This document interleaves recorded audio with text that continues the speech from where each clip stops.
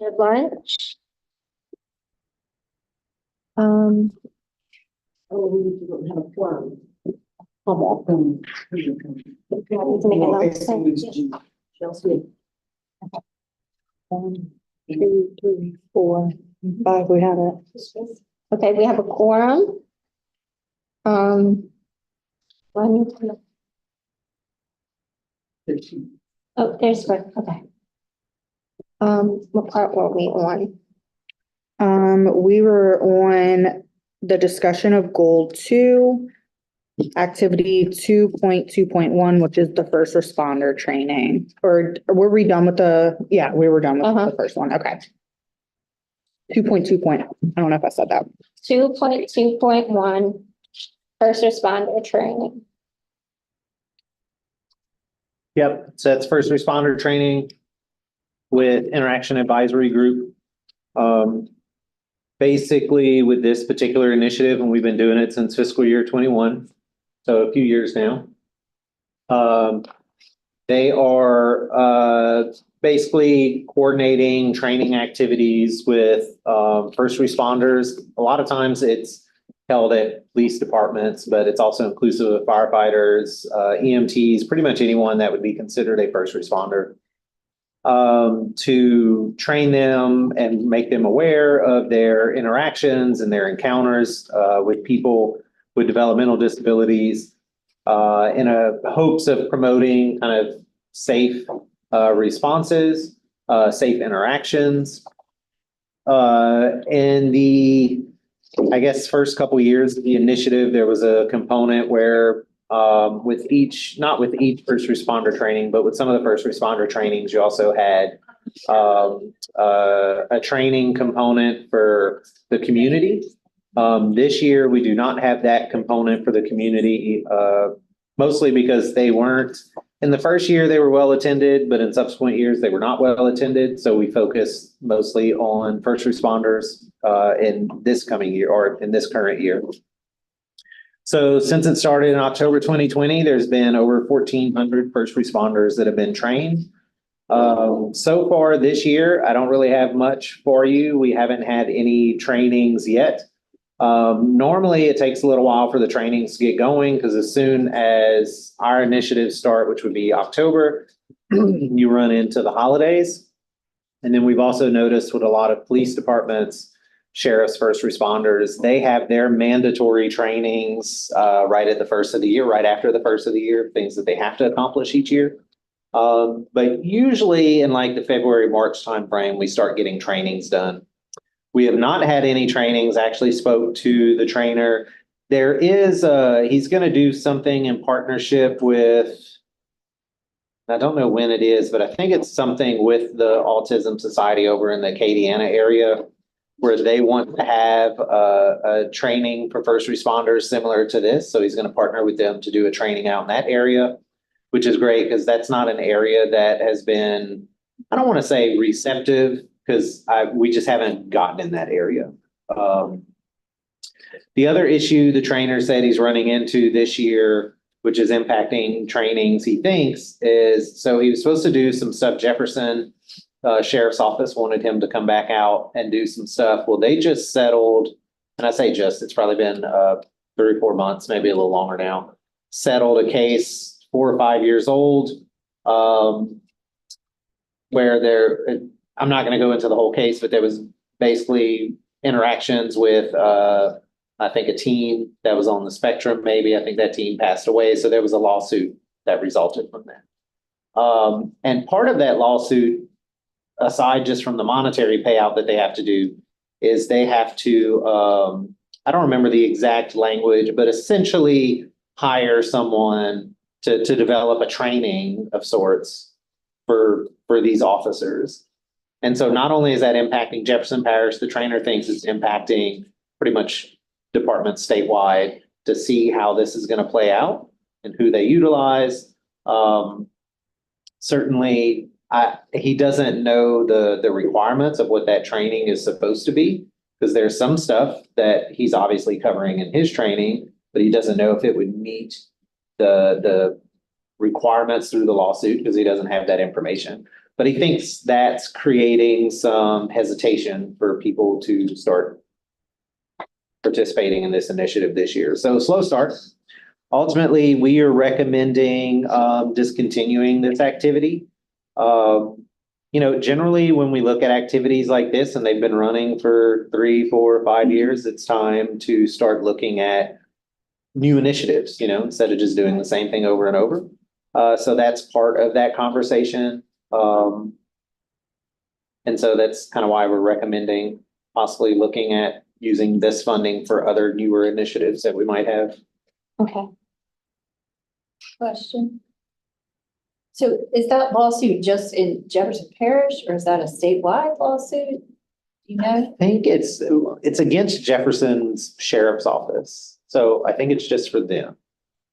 I was just thinking, because I wonder if, rather than continuing the training, if there might be some, I know not this session, but some opportunity to think about potentially the council supporting legislation that would require there be some type of training for interacting with people with disabilities for all law enforcement. I know there's some training Like a part of their requirements, post, but I yeah. wonder if that might, especially if, like you're saying, there's kind of some hesitancy or whatnot. So rather than us spending the money to try to do the training and then having to rely only on people who wanted to do it, I don't know.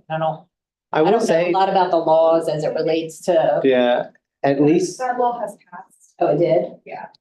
So that passed last year, specifically for autism, and then we're working for people with epilepsy. When did the law say? So it relates back to being able to put your autism designation on your driver's license or your ID card. And then a sub part of it is requiring a training for police officers. So for epilepsy, it's following that same path. We get those same calls, people being arrested, all sorts of things for having seizures in public. And so then the idea would be to follow up with allowing people to have that designation on their driver's license or ID card, and then requiring the police officers to get. By any chance, know the name of that law, just that's. That's okay. you've done. Okay, I can look it up and make sure you have that before. Thank you. I just want to see how strong the language is on the training. It's very vague, because we're working on ours right now, and that's been part of the challenge. I think I want to say the Department of Corrections has to adopt a training, so it doesn't really specify what that. Okay, thank you. Question I have. Has this been training not just for that? Is it been for any kind of disability? sorry, before that, Eric, I think it's I'm Act sorry. 172 last year. I think it was in 2023, Act 172. The training focuses, I want to say the self-advocate that attends the trainings with him has a developmental disability. So it focuses, he is also the parent of a child with a developmental disability.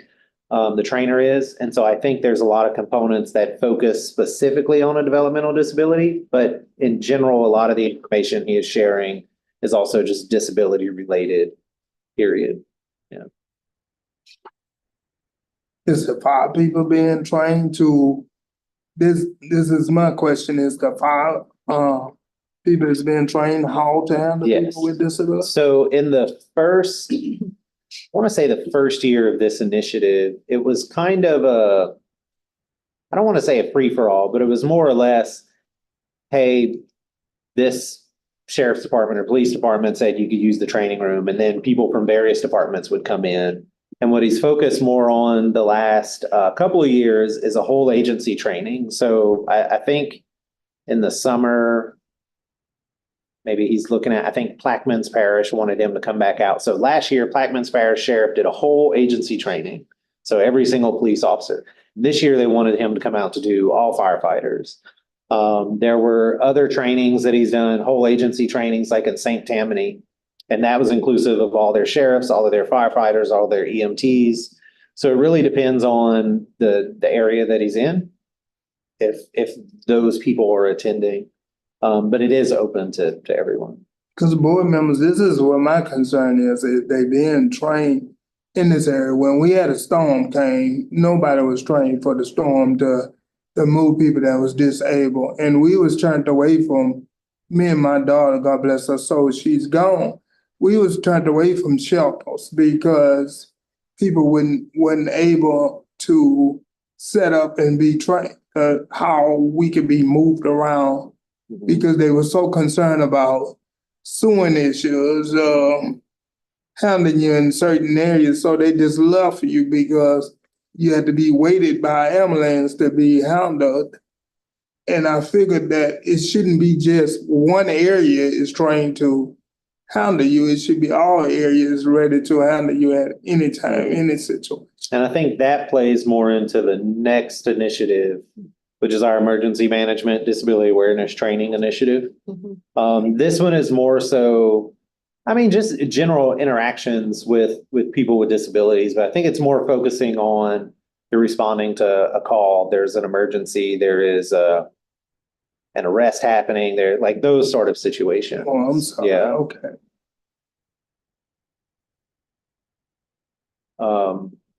And a lot of it is kind of, you know, some of the identifying factors, because not all disabilities are just outright seen. So you have to be able to notice certain behaviors or certain actions to help you start trying to identify the needs there. But it's been well received. It's done well over the years. We've had great comments. I know he does this training with other councils. So, I mean, it's really up to you guys, but it's been around for a while. We've kind of seen a slowdown this year, so I don't know. Your thoughts on that? My thing is, every day has been a different disability. It's coming out that you can't really see all disabilities until you actually been encounter with it. Mhm.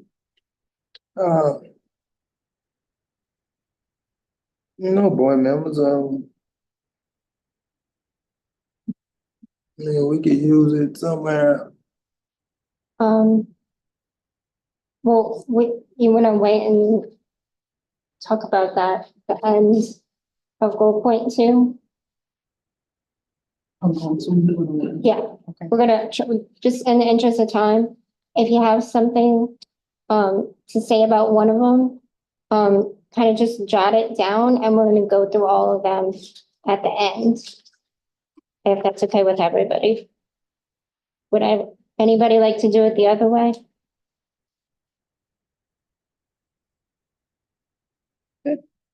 I mean, I thought we was doing it as we go, that we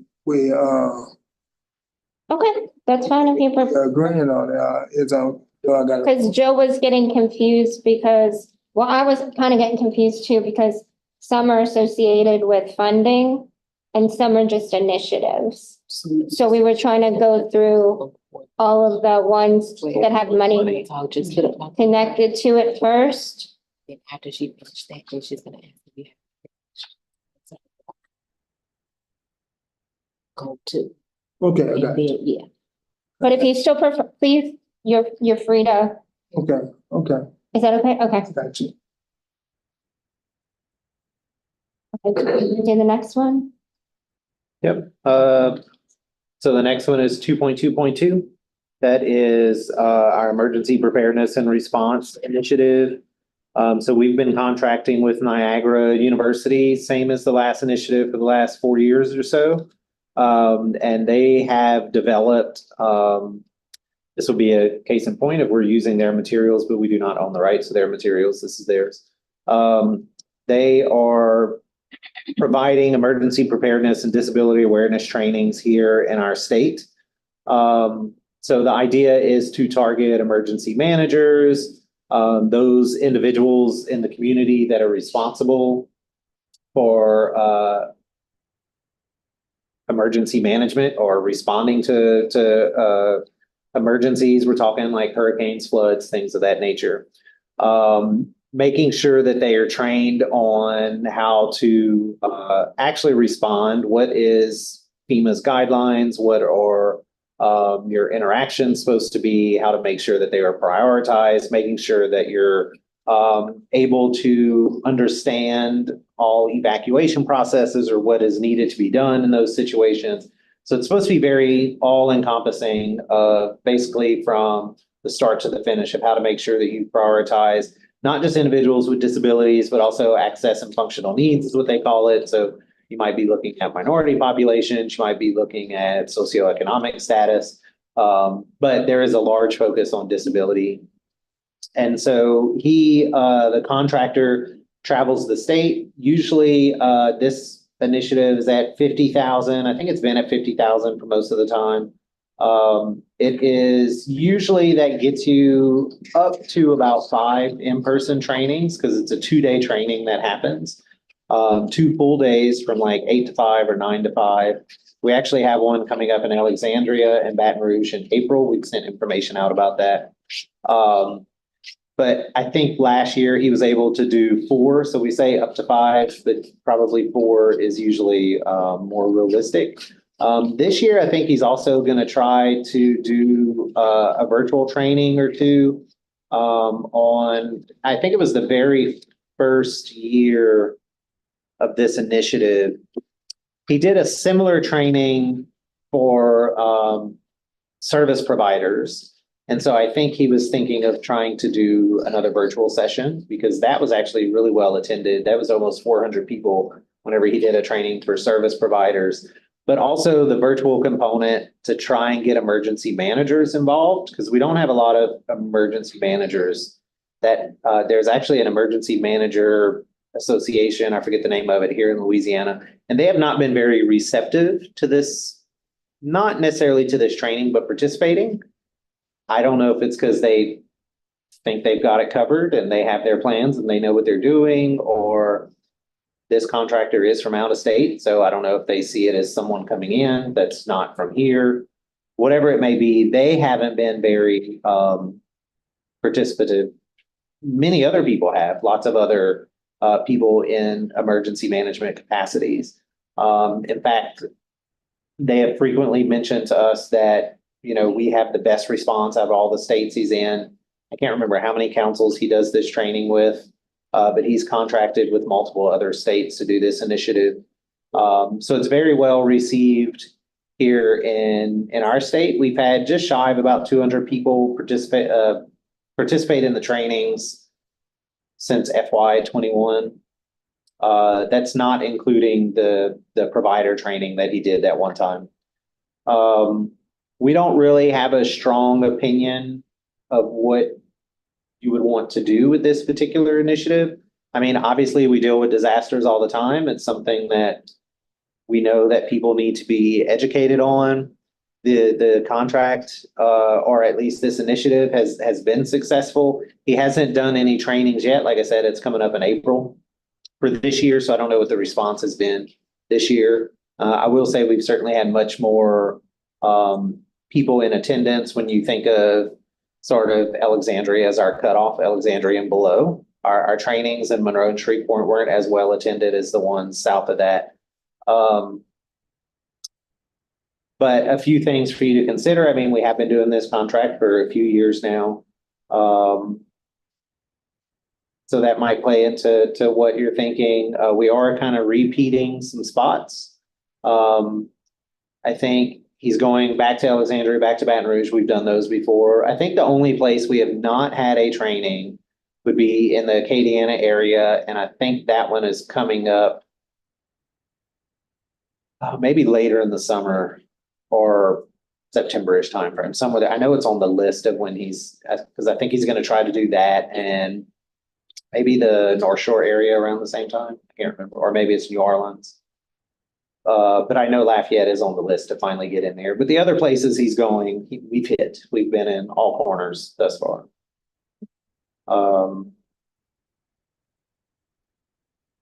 Yeah, so it's really up to y'all. If you want to continue, if it's still a priority, or if you want to utilize that. But this particular initiative, we don't really have a strong recommendation.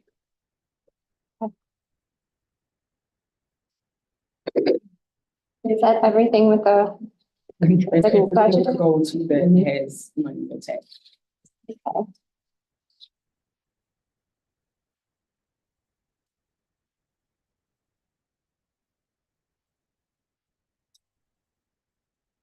Does anyone want to talk about any of the? Oh, number, what that was? Number 6 and things that- the ones that were bumping here, just 20 things. Oh, you're talking about in. What? Yeah,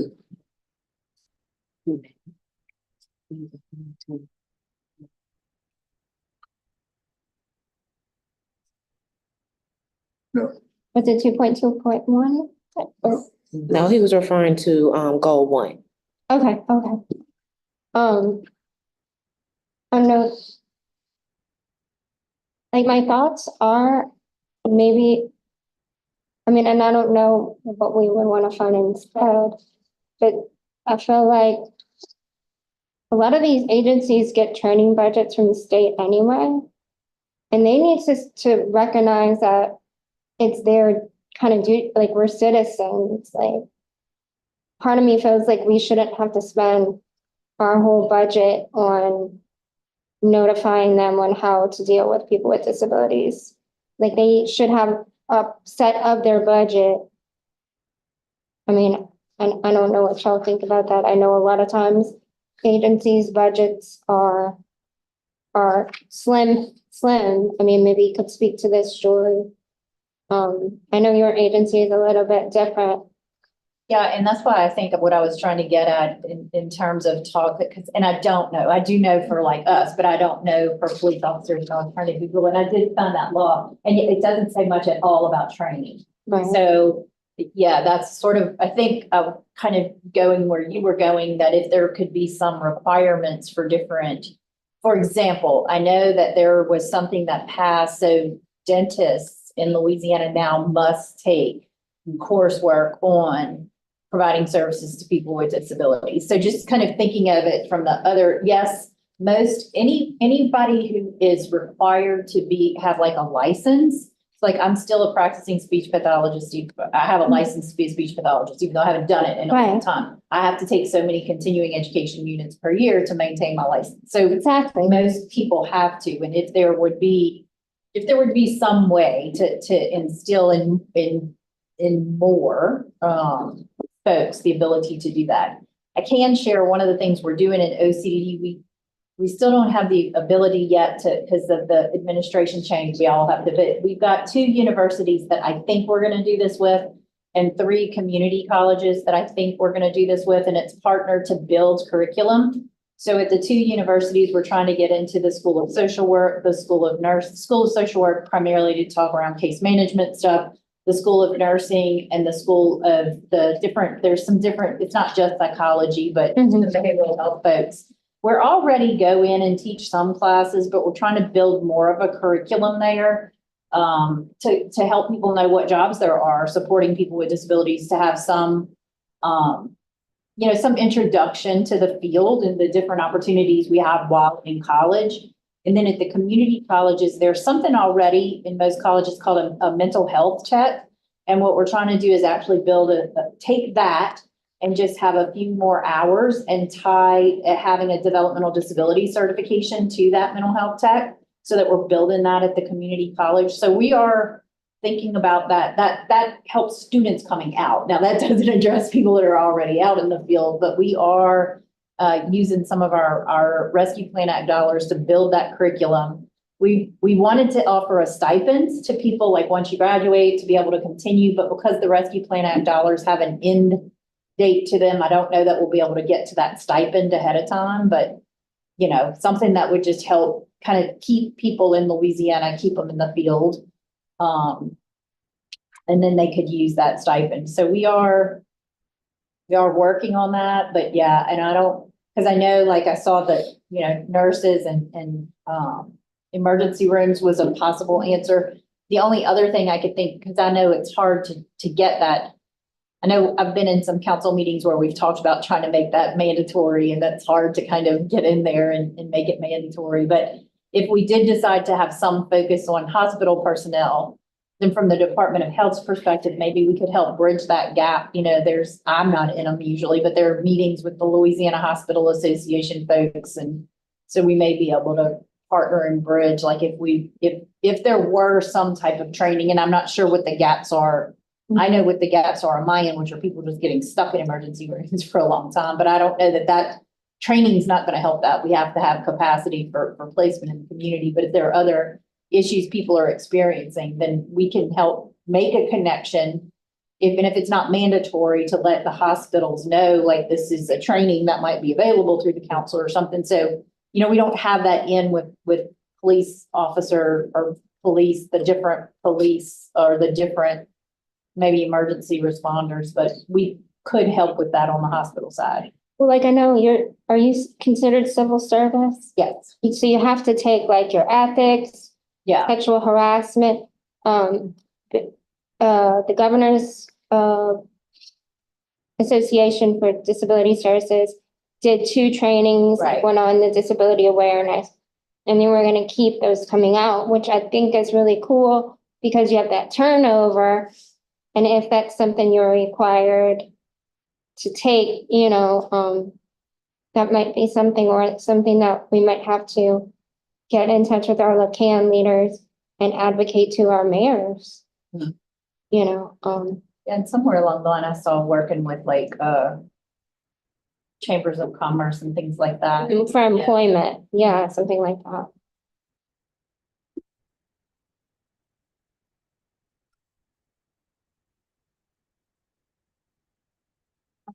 So how do you all feel? Do you want to continue that? Do you want to take that activity away and we can look at other ones at the end once you're done? For the training. Does anyone feel strongly about, I guess, keeping, I mean, go ahead, I'm sorry. Oh, no, I was just saying, we're looking at both 2.2.1 and 2.2. yeah, 2.2.2. 2 yeah, My thing is, I mean, they getting training, some of the providers getting training, some of the other people is basically getting their own training. We could use 80,000 somewhere else. okay, good. I'm glad you said that, because I was like, I'm new to this, but that You know, seems like a lot of that's fun. a lot of money. I mean, we could put that in somewhere else. And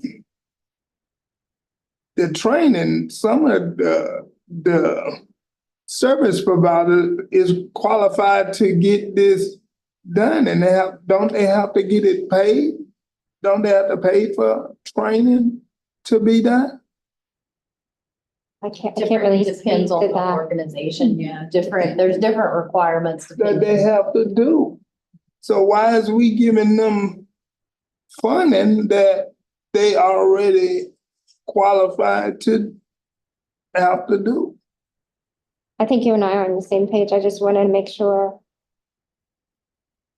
I mean, Any others? Mind that speaking to it? training that they mentioned, or the law that Mhm. somewhat mentions training in it, that wasn't passed until last year. So this particular activity's been around for a few years before. Uh-huh. So it makes sense that there was a need at that time. and Right. maybe Yeah, now it that makes need sense. is gonna be addressed in other, I don't know. but it's in place now, right? I don't know, as a result of that legislation, if anything has happened yet. I can't speak to that. I mean, they qualified Yeah. to do CPR classes and Yeah. they qualified to have this done to, I mean, them zeros look good behind that. Well, and one thing to factor in these 2 trainings, 2.2.1 and 2, these are out-of-state contractors. One is in New York, one is in Alabama. They're doing in-person things, so you're paying a lot of money to get them here to do these things.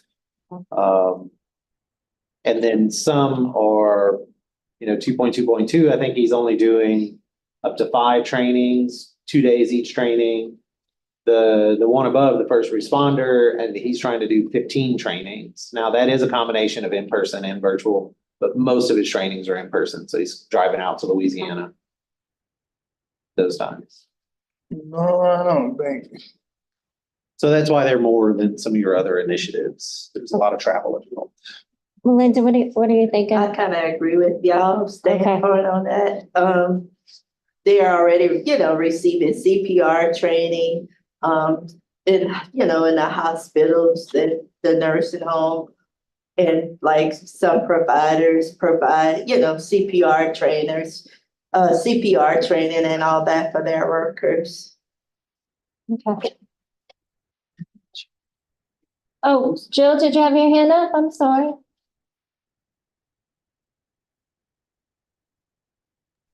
Oh, I disagree with a lot of this because personnel has to take trainings. Like you have to give trainings and you have to be training in CPR, blah, blah, blah, A, B, and C. And then this is just touching on the disability aspect, but our trainings are specifically used for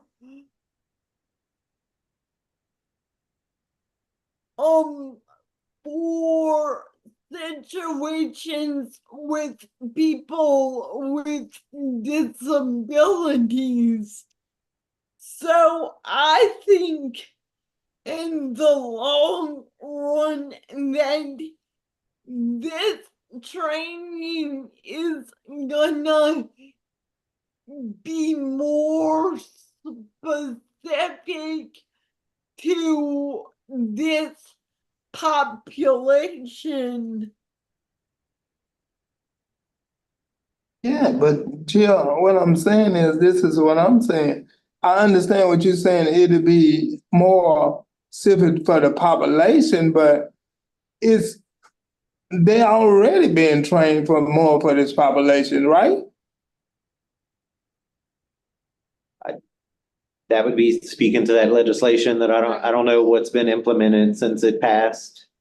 It would have only been probably, most legislation goes into effect July, what- August, so. If we still keep it in stand, why we can't drop this budget down?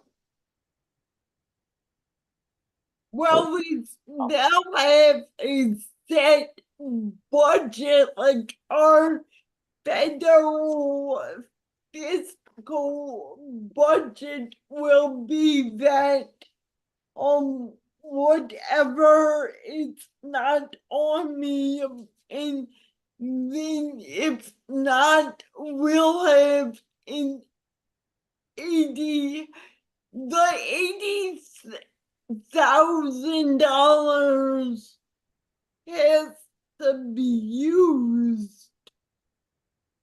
I understand we have to use it, but if we drop it down to $30,000, that's some money we still pulling back. I mean, a lot of this is, correct me if I'm wrong, a lot of this is traveling. A lot of this is being used to get them here. Now, we got, YouTube, what this is now, we on Yeah. YouTube and Zoom and all this stuff. I mean, let's put them on a big old TV like this, and then we can cut some of that money down. Well, so speaking to that, this initiative is tough because you're dealing primarily with a lot of law enforcement, but first responders in general. And I don't really know how to describe it unless you're in that field. They want to be in person. They're not doing virtual. They did virtual when we started this. We still had some COVID times. We had to stop doing virtual because we couldn't get attendance virtually once everything was back in. They want to, whenever it comes to law enforcement, sometimes they're not open to some new folks coming in to talk to them about these particular issues. Maybe they think they got it right. Maybe they think they don't need to learn this. Maybe they're frightened of the information. I will say most of the time we've been able to get around that because the contractor is previous law enforcement, so that has helped because he can speak the lingo.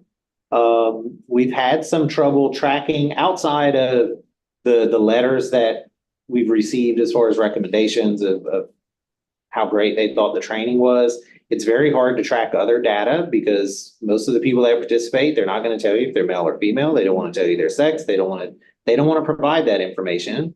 They also aren't really open to you going in and looking at all their policies and what they're doing. And so it's hard to say how many policy changes have we had as a result of this training. So there's some stuff we can keep funding and having this training, and we can base it off of how many people attend and how many good letters we have. But I don't know how we can actually see what are the improved outcomes, because I've asked for what policy changes are out there. Have we reduced incidences of arrest? And that's not information that these departments are just throwing out there for you to have. And so we kind of have to hope to some extent that you're getting what you paid for, without having those long-term changes. Are they happening? It's hard to say. Well, and you touched on it. Developmental disabilities are so broad. I mean, I would caution even to say, autism's one thing, that's a whole spectrum.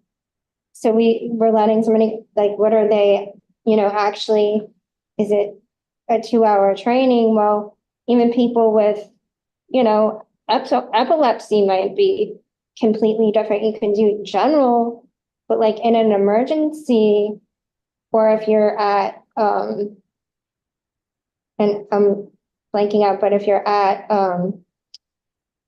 where do you go? Like a center, like if you're in emergency, the shelter.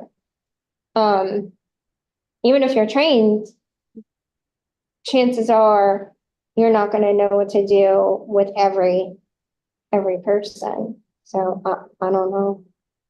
I mean, maybe one would look at that and maybe say, like, focus on tying this in some way to how to advocate for yourself, what you need in a shelter, or how do you let people know, law enforcement, like what you need or something like that.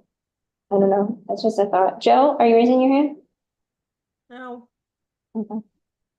Well, I think some of the shelter aspect of things is those kind of conversations are occurring in 2.2.2. Yeah. That kind of, I don't know that those conversations are really occurring in 2.2.1. Okay. Because we're talking more about, it's emergency responses, but if you get pulled over, or if someone says there's this suspicious person walking in the neighborhood, like those kinds of things, not necessarily the emergency disaster sort of response. We're covering that in a different initiative. My thing is, like, I'm supposed to go next, and I'm not trying to hold y'all, but this is my thing. I'm qualified right now I have to go get a brace put on. Yeah. Now, we put certain things in place for people that have a disability in certain dangerous ways. We can put certain things in position to protect us. I mean, it's certain things y'all don't know personal about me on the board, but if I have a brace on, well, we need to do this, we need to do that, we need to do this. I mean, but for it to say, okay, we're gonna use this and train people, you never train for a situation. You don't know a situation. So I was just gonna say, we do these trainings currently, or we did more of them before the pandemic, when the police stations have allowed us to go in. And so for those, like, epilepsy is not specifically a developmental disability, but they commonly co-occur, or for some people, that is the reason.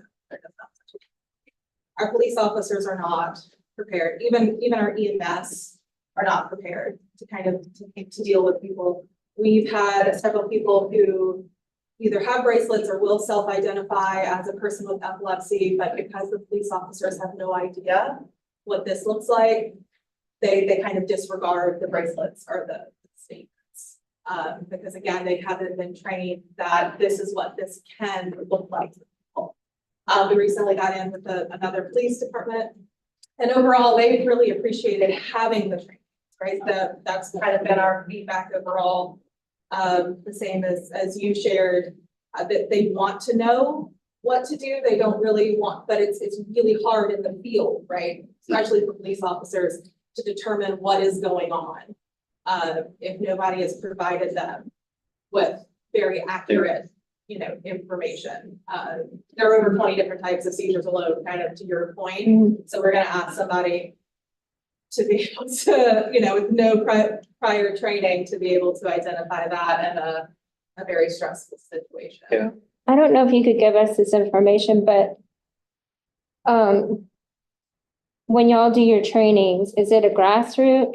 Like, can you speak to how much it costs? Well, we do it, and we pay our Right. funds, and we fundraise to be able to. Right, So okay. yeah, that would kind of be, my hope of, in this role and as a parent of a kid with a developmental disability, that we would actually start looking at finding local people within the communities who are prepared to do this across the, across the borders, right? It's just kind of hard to see, is this, like the money wise, like we don't really know, is this a good investment? Yeah. And I guess the Well, I mean, it's answer is also- we could talk about it all day. Well, and You know. this, trying to think back, I don't remember what this initiative started at, but I do know it was increased to 80 at some point. I have it on there. I think it was Started at maybe 50 or something. I think I want to say 50. It bumped up to 80. Brendan. It's kind of been there. Oh, sorry. Yeah, it was started at 50. Okay. Oh, yeah, that's a different document I'm looking at then.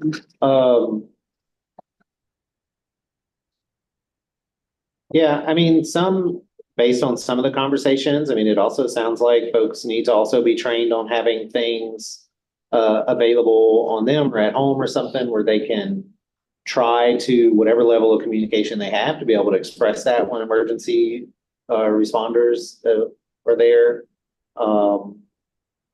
I know it's also difficult to do, as we're speaking to the funding piece, it's whole agency trainings, but you have to understand, you can't pull every police officer off the force to go to this training. Yeah. So you're there for multiple days, trying to cover in shifts. And similar to other professions, law enforcement has trainings every year, excessive amount of trainings that they are required to do every year.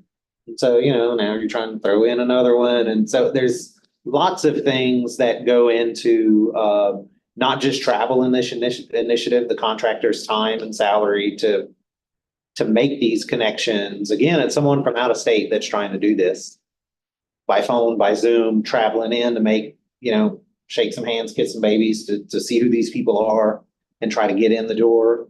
And like you're saying, I don't know if owning the I content see getting in the door. would, if it was videoed or something.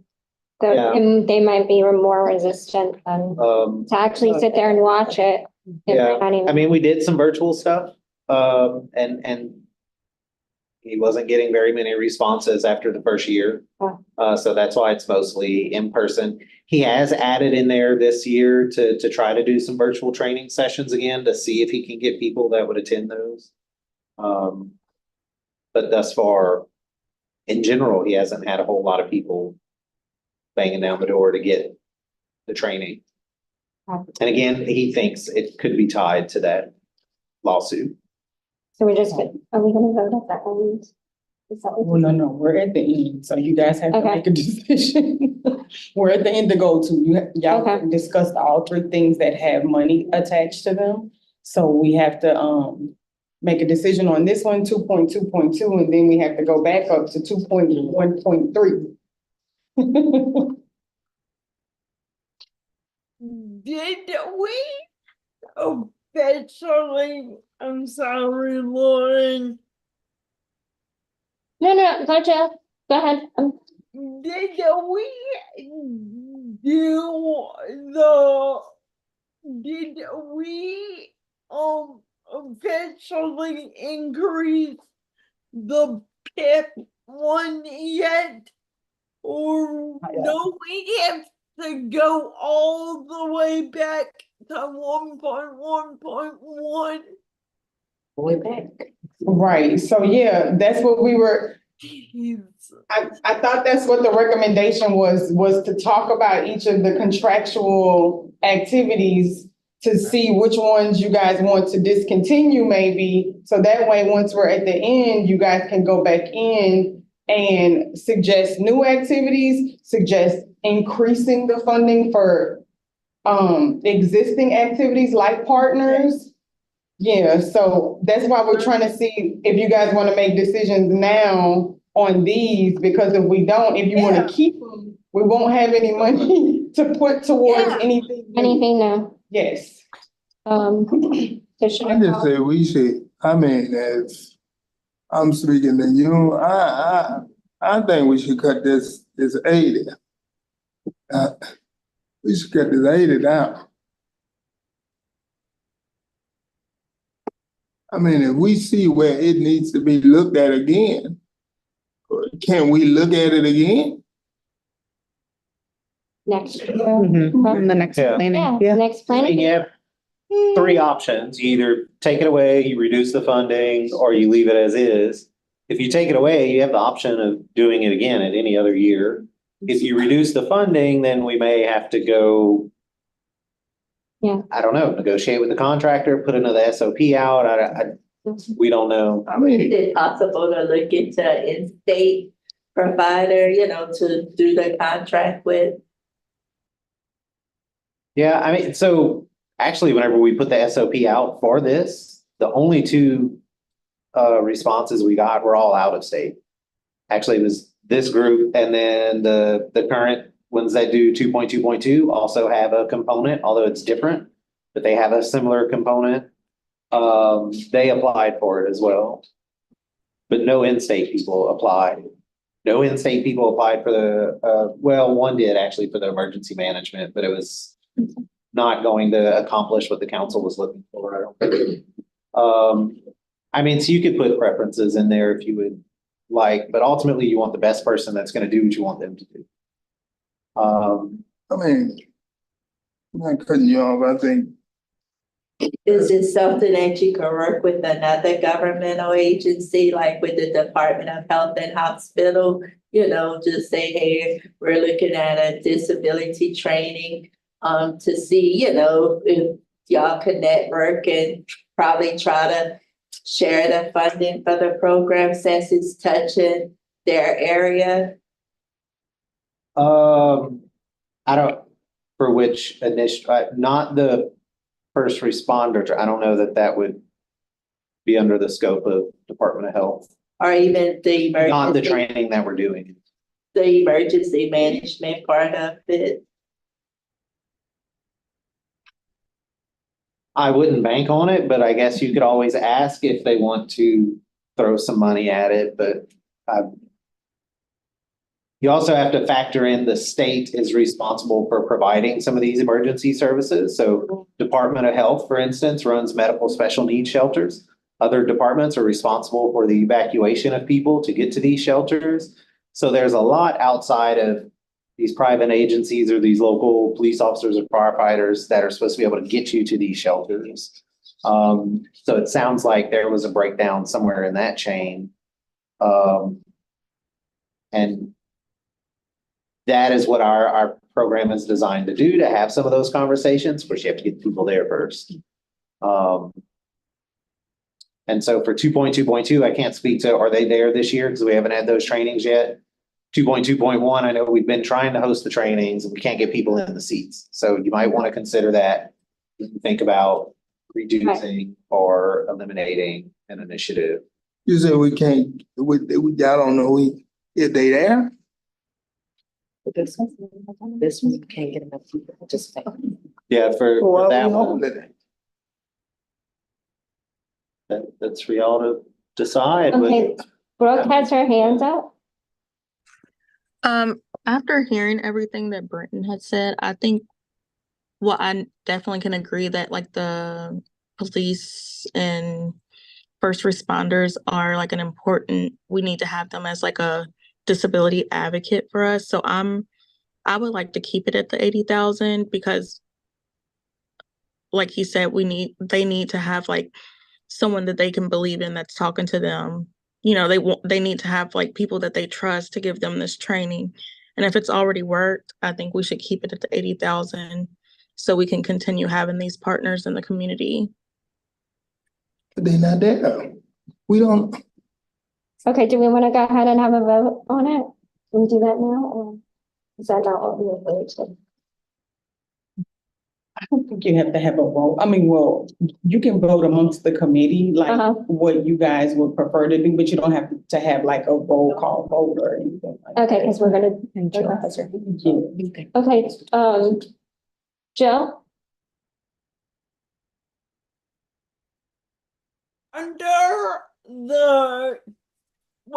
Actually under both, and I just am making sure everything is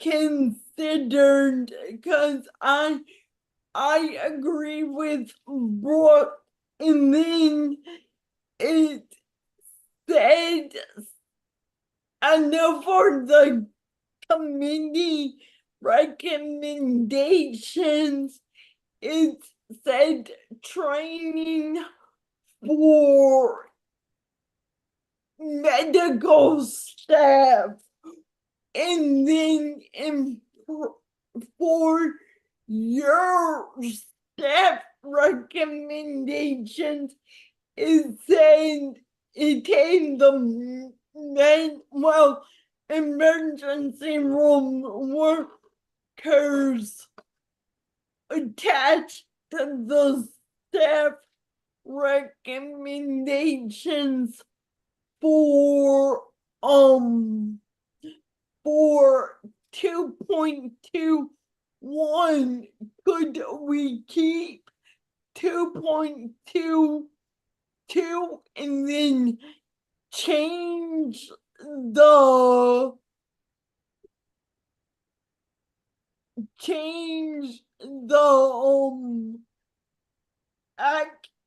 activity for 2.21, and because maybe instead of the first responder trainings, could we maybe get emergency room staff trainings, and then that would be a new activity, and you would put an SOP out for that and keep 2.2.2.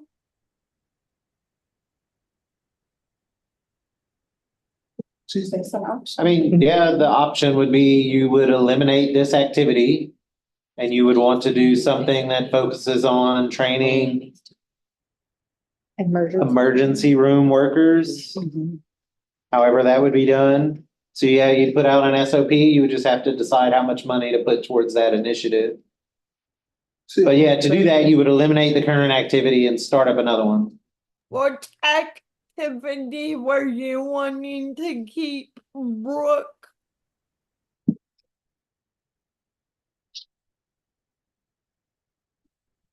I would like hold on, sorry. I would like to keep activity 2.2.1. Well then.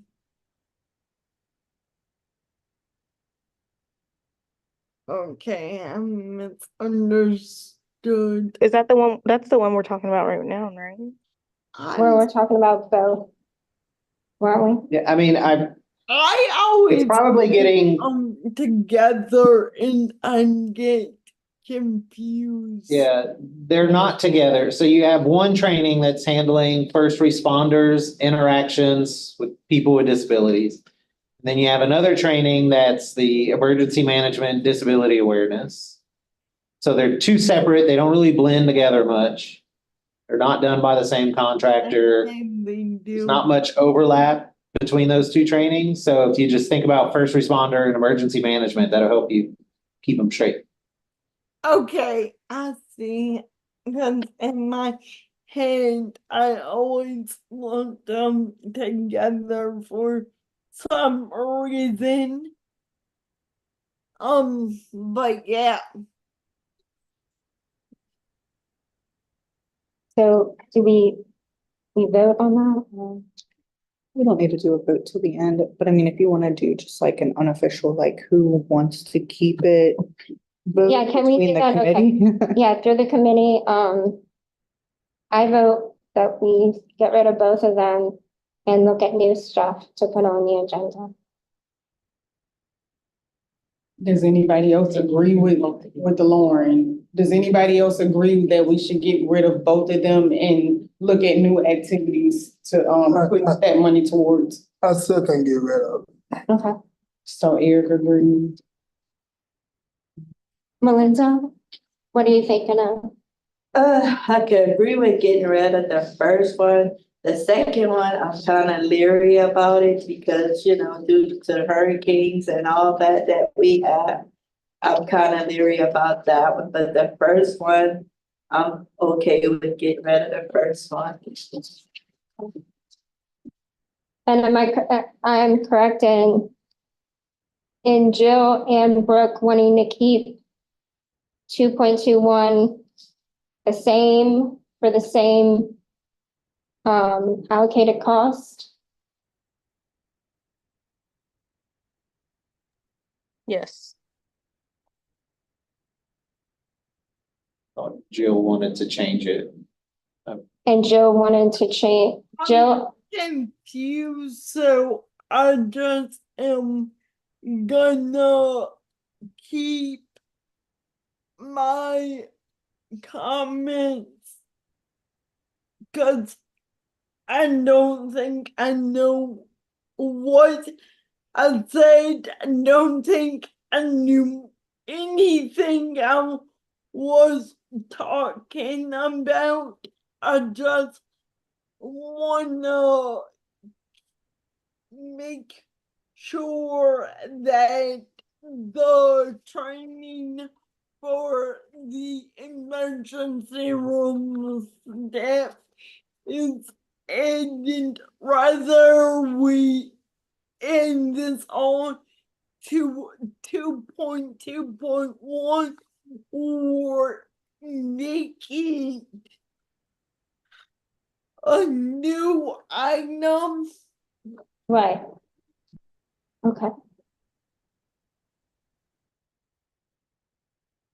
Okay, so are we gonna revisit the funding that was in objective for goal one?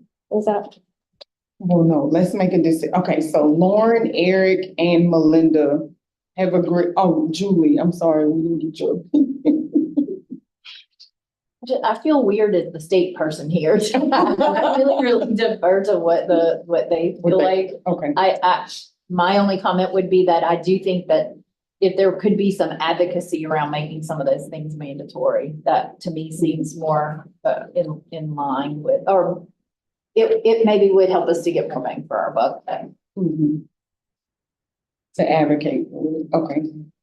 So Lauren, Eric, and Melinda, I'm just on 2.2.1 right now. Lauren, Eric, and Melinda agreed to eliminate 2.2.1.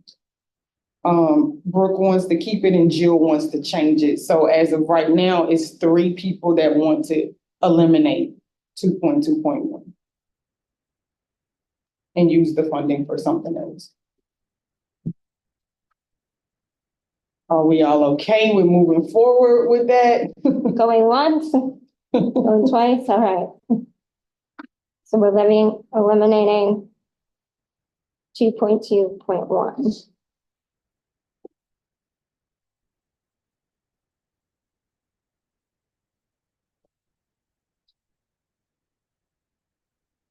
So as far as 2.2.2 goes, I didn't get Brooke or Jill's opinions on 2.2.2. So that's the emergency preparedness training that Niagara is doing for us.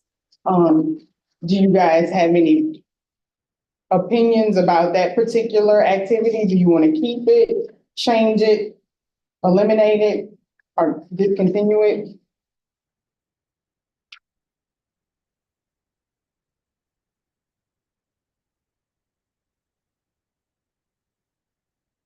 Chat says keep it. Keep it in the chat. Okay. Jill, do you have a preference for 2.2.2?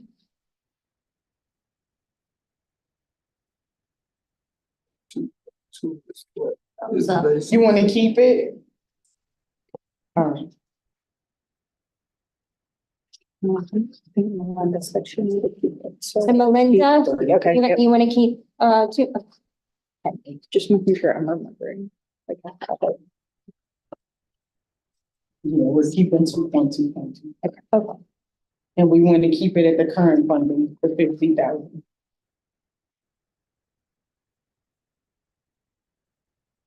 I would suggest right now we keep it at Yeah. current, so that, Yeah, so that way, yeah. if y'all wanted to add something, you have a little bit of bank that you can kind of. yeah, figure cause, out, you know? well, I know everything has gone. up. Mhm. I know, so. Okay,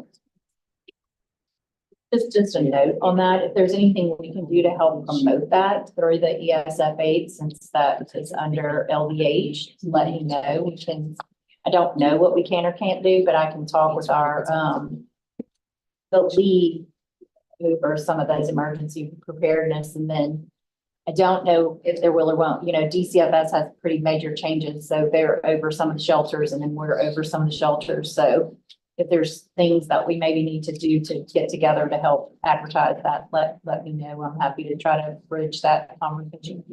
could you also put maybe, when we're, as a reminder, when we're picking, like, what contractor we wanna do? Like, I know for some of the people that are in the healthcare industry, if that would count as a continuing education credit, they're more likely to watch it, especially if it's free, because you usually have to pay for those.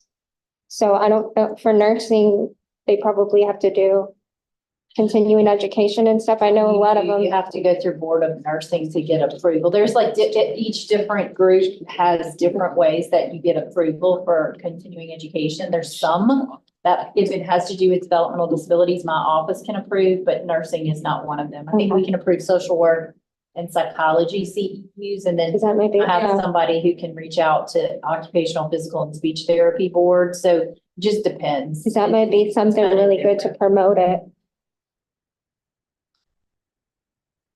All right, good job. All right, Can I make one more comment just in case I need to leave? So there was also a recommendation around foster parent training for children who care with people with developmental disabilities. Just want to make folks aware that our office does do that through our resource center. We do two types of training. One, we've partnered with DCFS to do training, just kind of general training for people who might be interested in being foster parents, but want to know more about how to support people with disabilities. So we do that. And then we offer individual consultation. So any child with a disability who's placed with a foster family, we are available for individual consultation. So I don't know if that's in line with what folks were saying, but just wanted folks to know that we do already do that. We probably could do a better job advertising that, letting people know that, but it is a training that's available both at the general and then at the individual child level through our OECD Resource Center. I know you probably have, but have y'all reached out to CASA? I'd have to find out. Okay, yeah, the court appointed child advocate. Mhm. Great, So we keep in 2.2.2. yes, Mhm. we got outvoted. And then that's it for goal 2, so we can do the last one, goal 3. Okay. And there's only one, so it'll be Okay. quick. One contractual. And it is 3.1.5, building capacity in education and employment. So the council contracted with the Arc of Louisiana as an education and employment consultant by conducting statewide trainings on how to identify and follow new and or proposed changes and policies around special education and employment for individuals with intellectual and developmental disabilities. They will provide in-person trainings across the state for education and employment. Trainings will be provided to individuals with IDD and their families.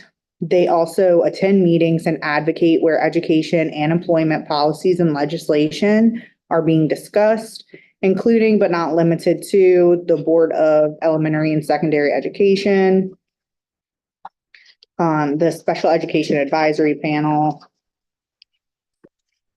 the Louisiana Rehabilitation Council, the Louisiana Legislature, and other related meetings such as the Accountability Commission, the Superintendent's Advisory Council, et cetera. Staff recommends discontinuing this activity for fiscal year 2025. If you would like to keep this activity, we as staff feel it should be separated into two separate contracts, one for the education part, one for the employment part. That's all I have for that one, but we can talk more about it if you have questions. Can you explain like a little bit of what the funds are used for? I'm just confused how that's $87,000. So a lot of it is, most of it is salary and wages and I guess benefits for the people that do any work related to it. From the Arc of Acadiana? From the Arc of Louisiana, Oh, yeah. I'm sorry, yeah. And then there are some like travel cost associated with it if they travel for things, if they provide, like if they're doing a training, let's say in Shreveport, their hotel, their travel expenses, their meal, the meeting space all comes from this budget. So they're doing 10, right, Stephanie? They're doing 10 education trainings? I think it's 9 and 9. Okay, 9 education trainings and then 9 employment trainings. And from what they said, it's the reason that it's 9, it's supposed to be 1 in every region, from what I remember, of the state. And they'll probably combine 1 and 10. Yes, and so they're supposed to do 9 that are on education, 9 that are on employment. They do have one coming up.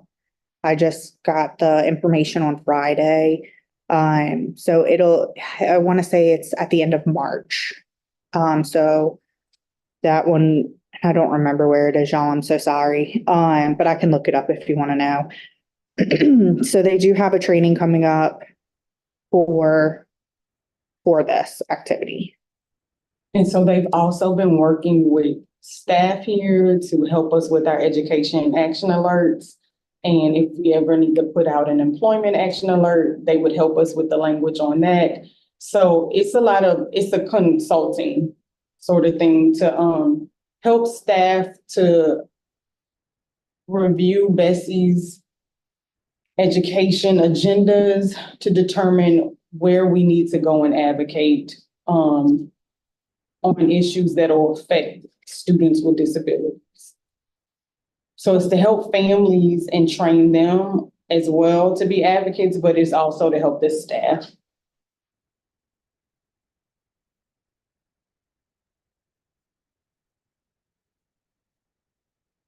I think that's pretty good. I mean, that's helping staff and that's helping families to be. Can you elaborate on that a little more about? Do they have to turn in like a list of expenses or anything that we have to like? Yeah, they send in an invoice. They send in like it. So depending on what it is that they're trying to get reimbursed for. for. So everything is reimbursement for this contract. So they send in a report that tells me what they did for the month. So they have different objectives that they are trying to meet. They tell me how, what they did that month that meets that objective. They sent in training material for this upcoming training. And then after trainings, they send things like the attendance report, any kind of surveys, any receipts that they have for the space for their lodging.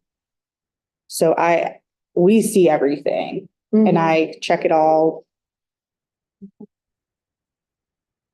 So y'all basically see everything and y'all basically know every move, basically, receipts, all that stuff, y'all basically see. Yeah, and I'm in contact with them pretty frequently. Is that something that y'all could start giving like the council? Or since it's a contract, it's not allowed for us to look at? Question. It's more management. Okay, The contract and the invoices and everything. Yeah. okay, I mean, if you guys have specific questions, okay.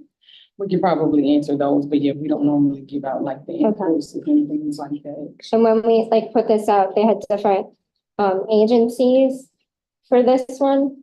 Or did they send a proposal to y'all? Yeah, I think we have 2 proposals for this one? Yes. Because Bayou Lands and Families Helping Families wrote a proposal, and so did the Arc of Louisiana. Okay.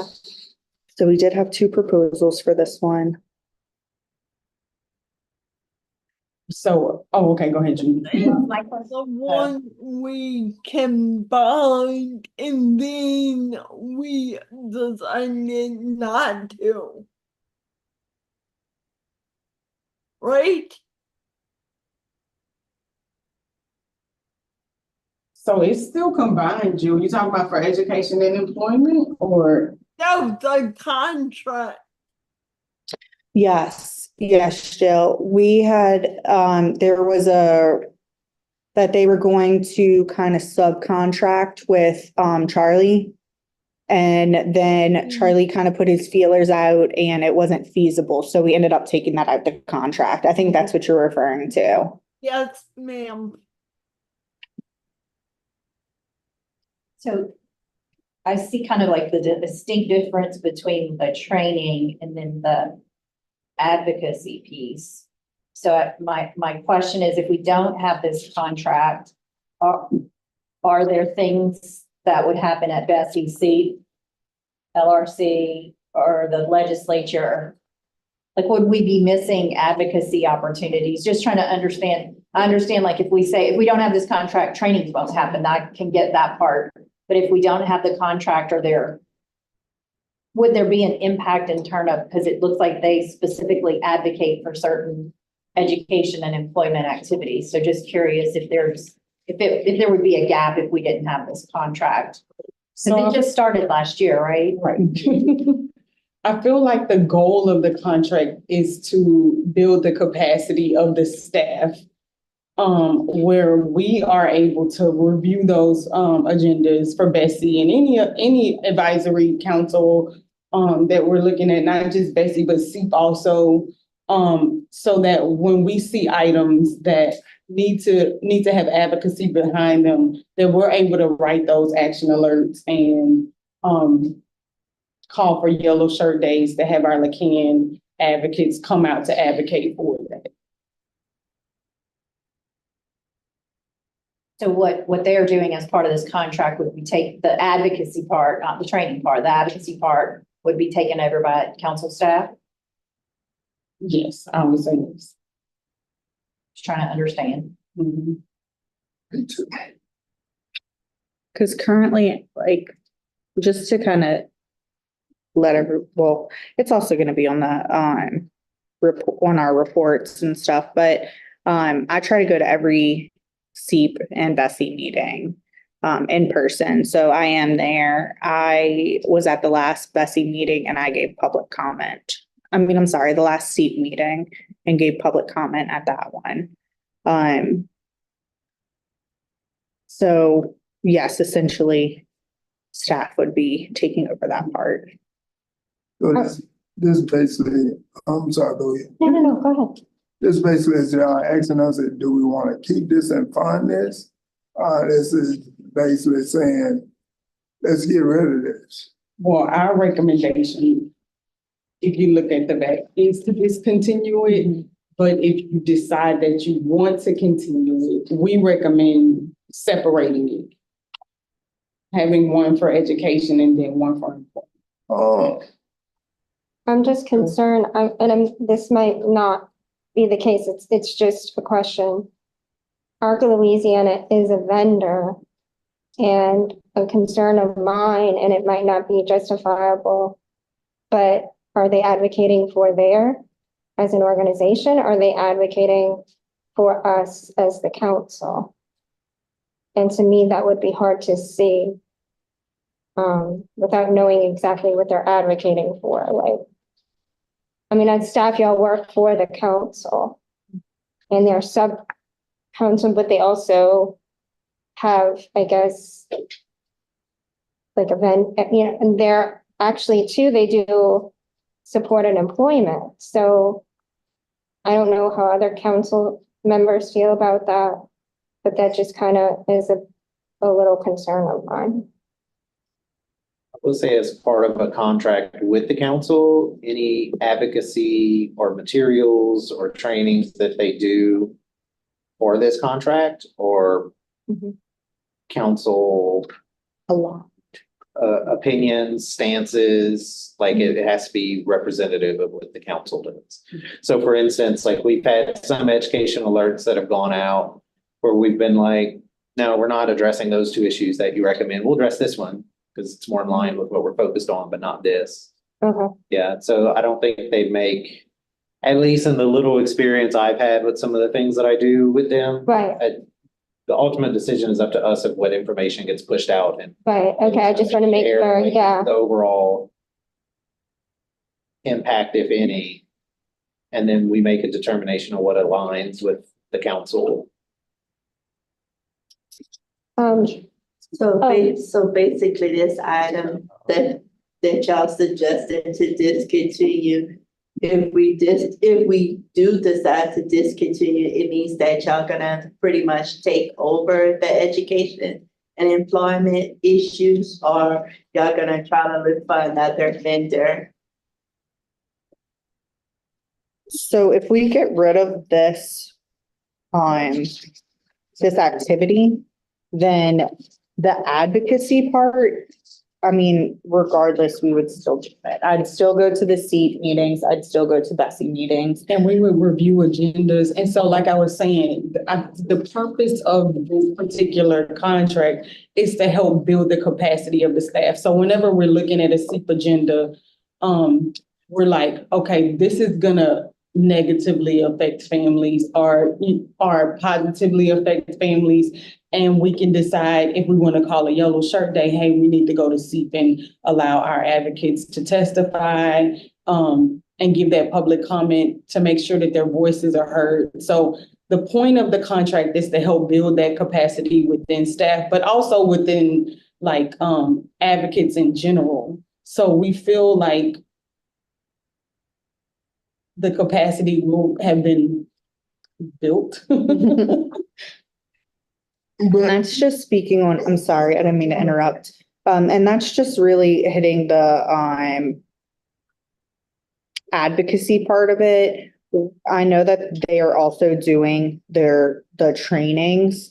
That wouldn't be something that we would be providing for families. No. So if that was something that you would want to continue, that would have to be an activity.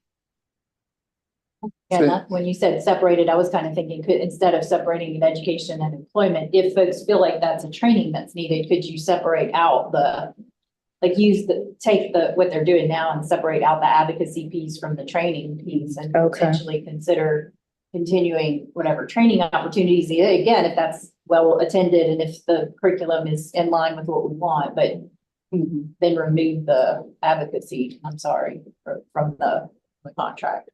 No, it isn't. I was just trying to get an understanding. Would that, when you said we would continue doing the, what did she say? We'll continue doing? Advocacy. Y'all will continue doing the advocacy, even though if we drop this, right? Mhm. Continue doing that. Now, the other thing, would that affect the jobs? What, I maybe got it wrong, what jobs would it affect the people that does the yellow shirt? I'm not getting an understanding of.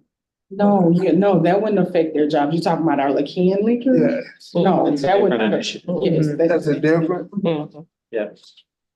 That's under goal 1. okay. And then, Oh, sorry. I mean, I see no need. If it's not gonna affect nothing that we are doing. I don't understand the second one. I understand that we're gonna continue doing our, I don't understand the second one. Can y'all repeat that? Which one? One you said, So like the first part would be the advocacy. So we would still go and advocate for, and, representing the council. So I would still go to those Bessie meetings. I would still go to SEEP. I would still look for important information that needed to be pushed out in case there was a need for a yellow shirt day, a need to call for advocacy. But the second part of it that I was kind of saying that they are providing are trainings. So they also provide trainings to family members and people with disabilities about education and employment. So we wouldn't take that on. So if you wanted to continue trainings, it would have to be a separate activity.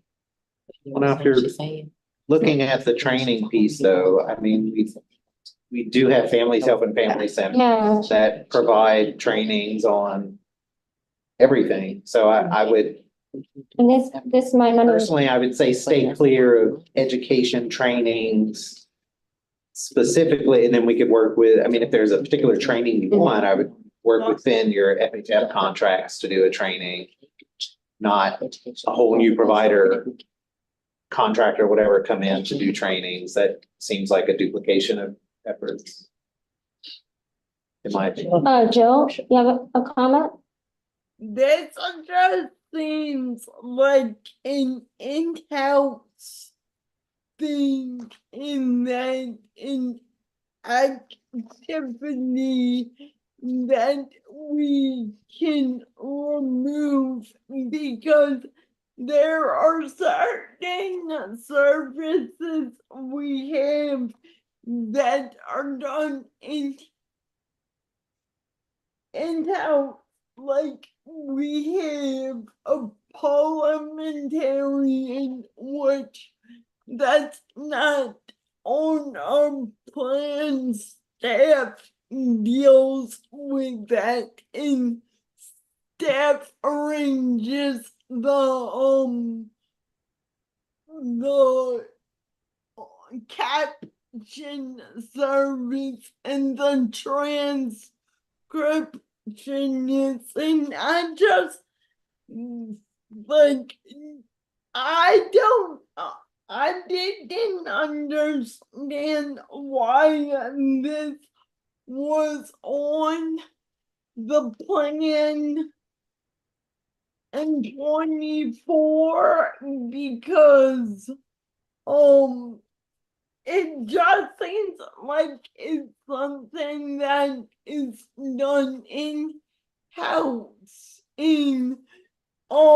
Like when Stephanie goes, she's not gonna go to the SEEP meeting and not tell us about it. And then, like, I mean, that's like she said, that's in her report, like, regardless of what we say, what we do with this activity, she's gonna still report on back to the council. The only thing I was thinking is that about the trainings, like the education and employment trainings across the state, and we could make that a separate a separate activity, or if this is what the staff recommendation is a contract for employment trainings and then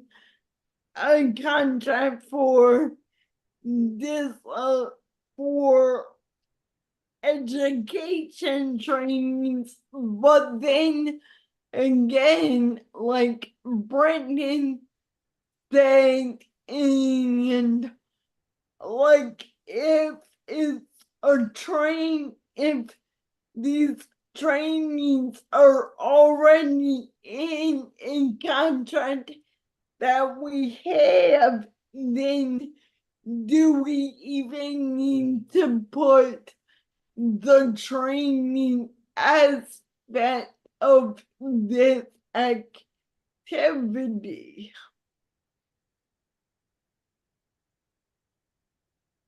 Thank you, Joe.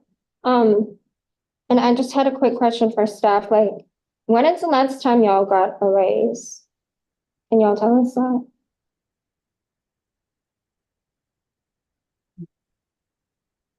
So I'm just speaking to myself.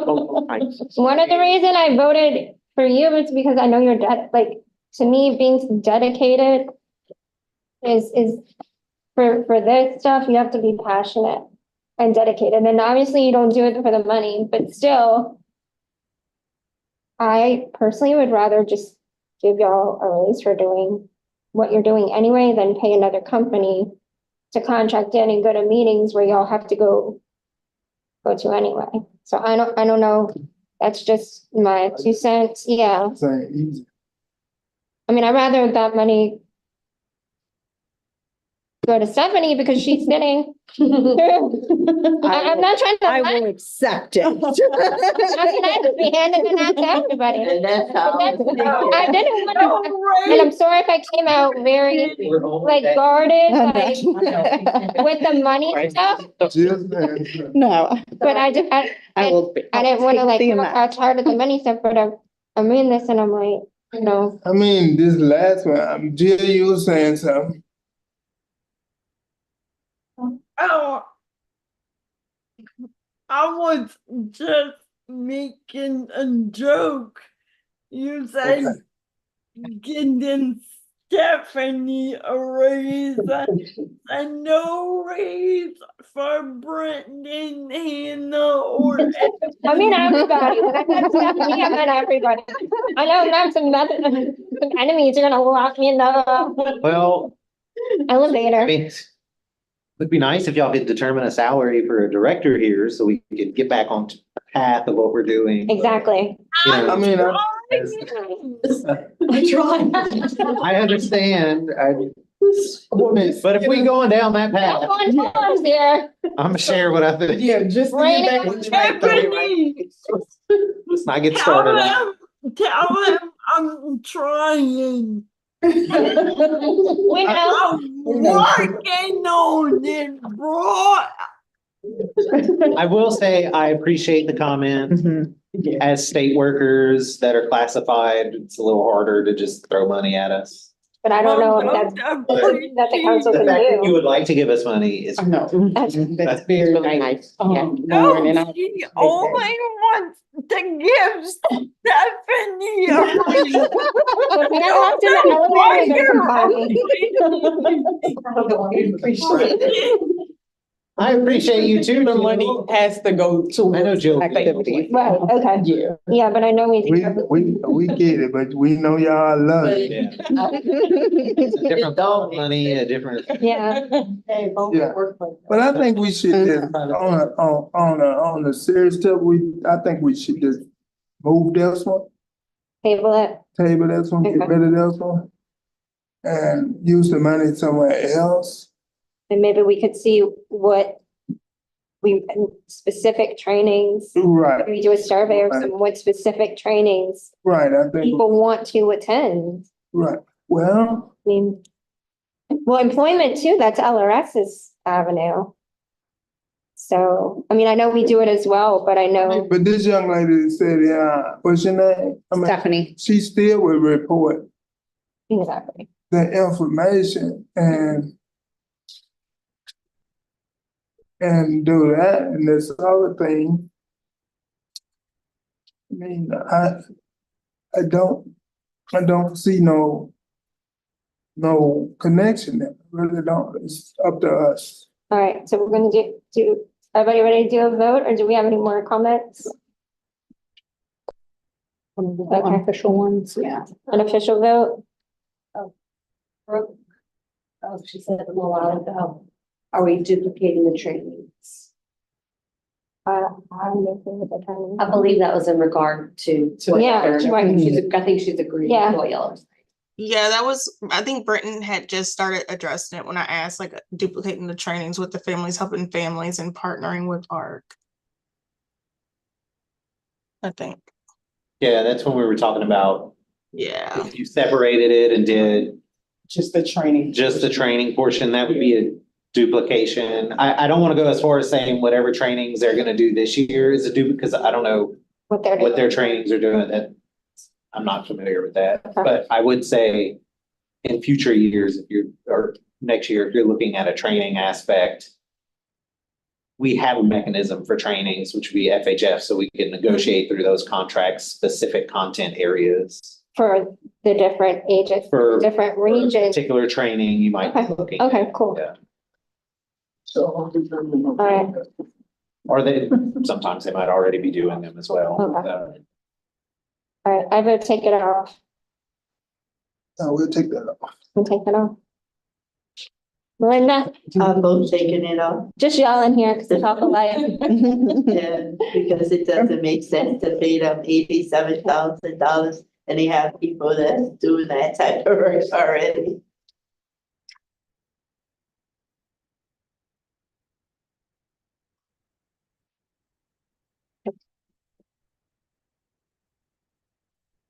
Okay, but we, So are we looking at just the budget right now? Yeah. Okay, I just Go wasn't back to the sure budget. what we were. And then I'll go back to the budget.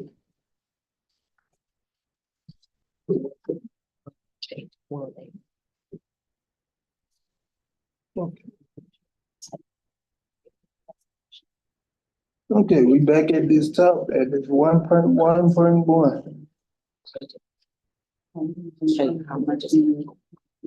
Wow.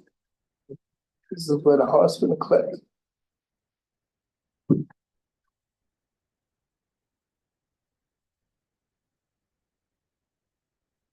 So I'm striking through the activities that you all have decided to discontinue. So that you can determine how much funding you have remaining to add new initiatives, or like we said, you can add more funding to other current initiatives. Okay.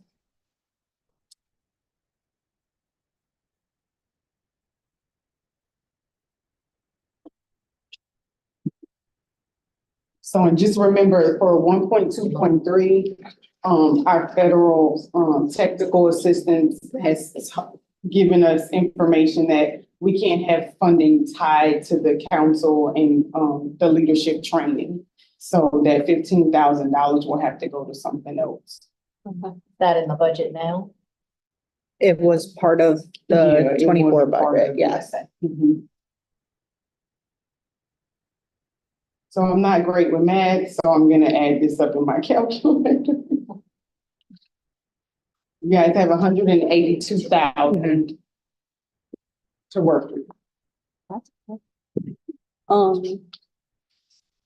Can I talk about the website stuff? Okay.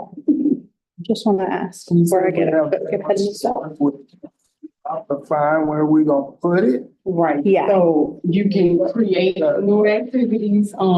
I think Stephanie wants to give you guys information about an activity that she researched that you guys can consider. Remember, we have the recommendations from the council, from the full council from the January meeting, and then we had that one recommendation from staff to increase the partners and policymaking activity. That's activity 1.1.1. So one of my recommendations, and I had been in contact with Lauren Womack, was doing a website overhaul. So just fixing up our website. The council in Delaware, they it's part of their plan this year. So they are working on it. Their website will be live in May, and they have done it in two parts. They did a website overhaul, so making it more accessible, easy to follow, more user friendly. And then they also had another part that was a plain language component where they took all of their documents, converted them over to plain language or easy reads. So I had a meeting, it was me, Hannah, and Ebony had a meeting with GatorWorks, who kind of host our website right now. So they host our website. So we had a meeting with them I don't know when, last week sometime. And we're given this proposal that is this paper. It's a dark paper. They have a bunch of information in here, but really the thing that I wanted to talk about was the price tag for it. So for the website design and development, that's from start to finish. We're looking at about $30,000 if this is something that we're interested in. This is a one-time, so it is a one-time fee. It says it on there, it's a one-time investment.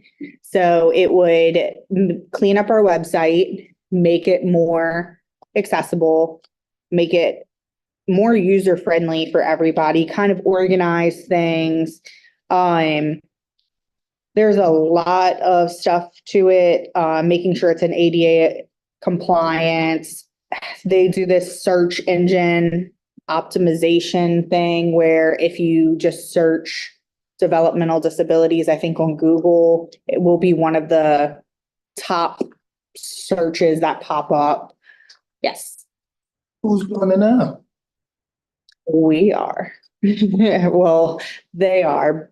They're hosting it, which means that we pay a fee monthly to keep it up and running, right? Am I wrong? I'm not sure. Yes, well, they keep the website running, but I don't know if you visited the website in a minute. Yeah, but go ahead. Oh, I'm just gonna say, it's not to keep the website running, it's to basically do a full refresh of the website to make it where people can actually find what they're looking for versus following 100 pages and getting lost. They would basically do a full revamp, which we haven't done in well over 10 years. Who's holding the domain address? GatorWorks does. Can I see the website?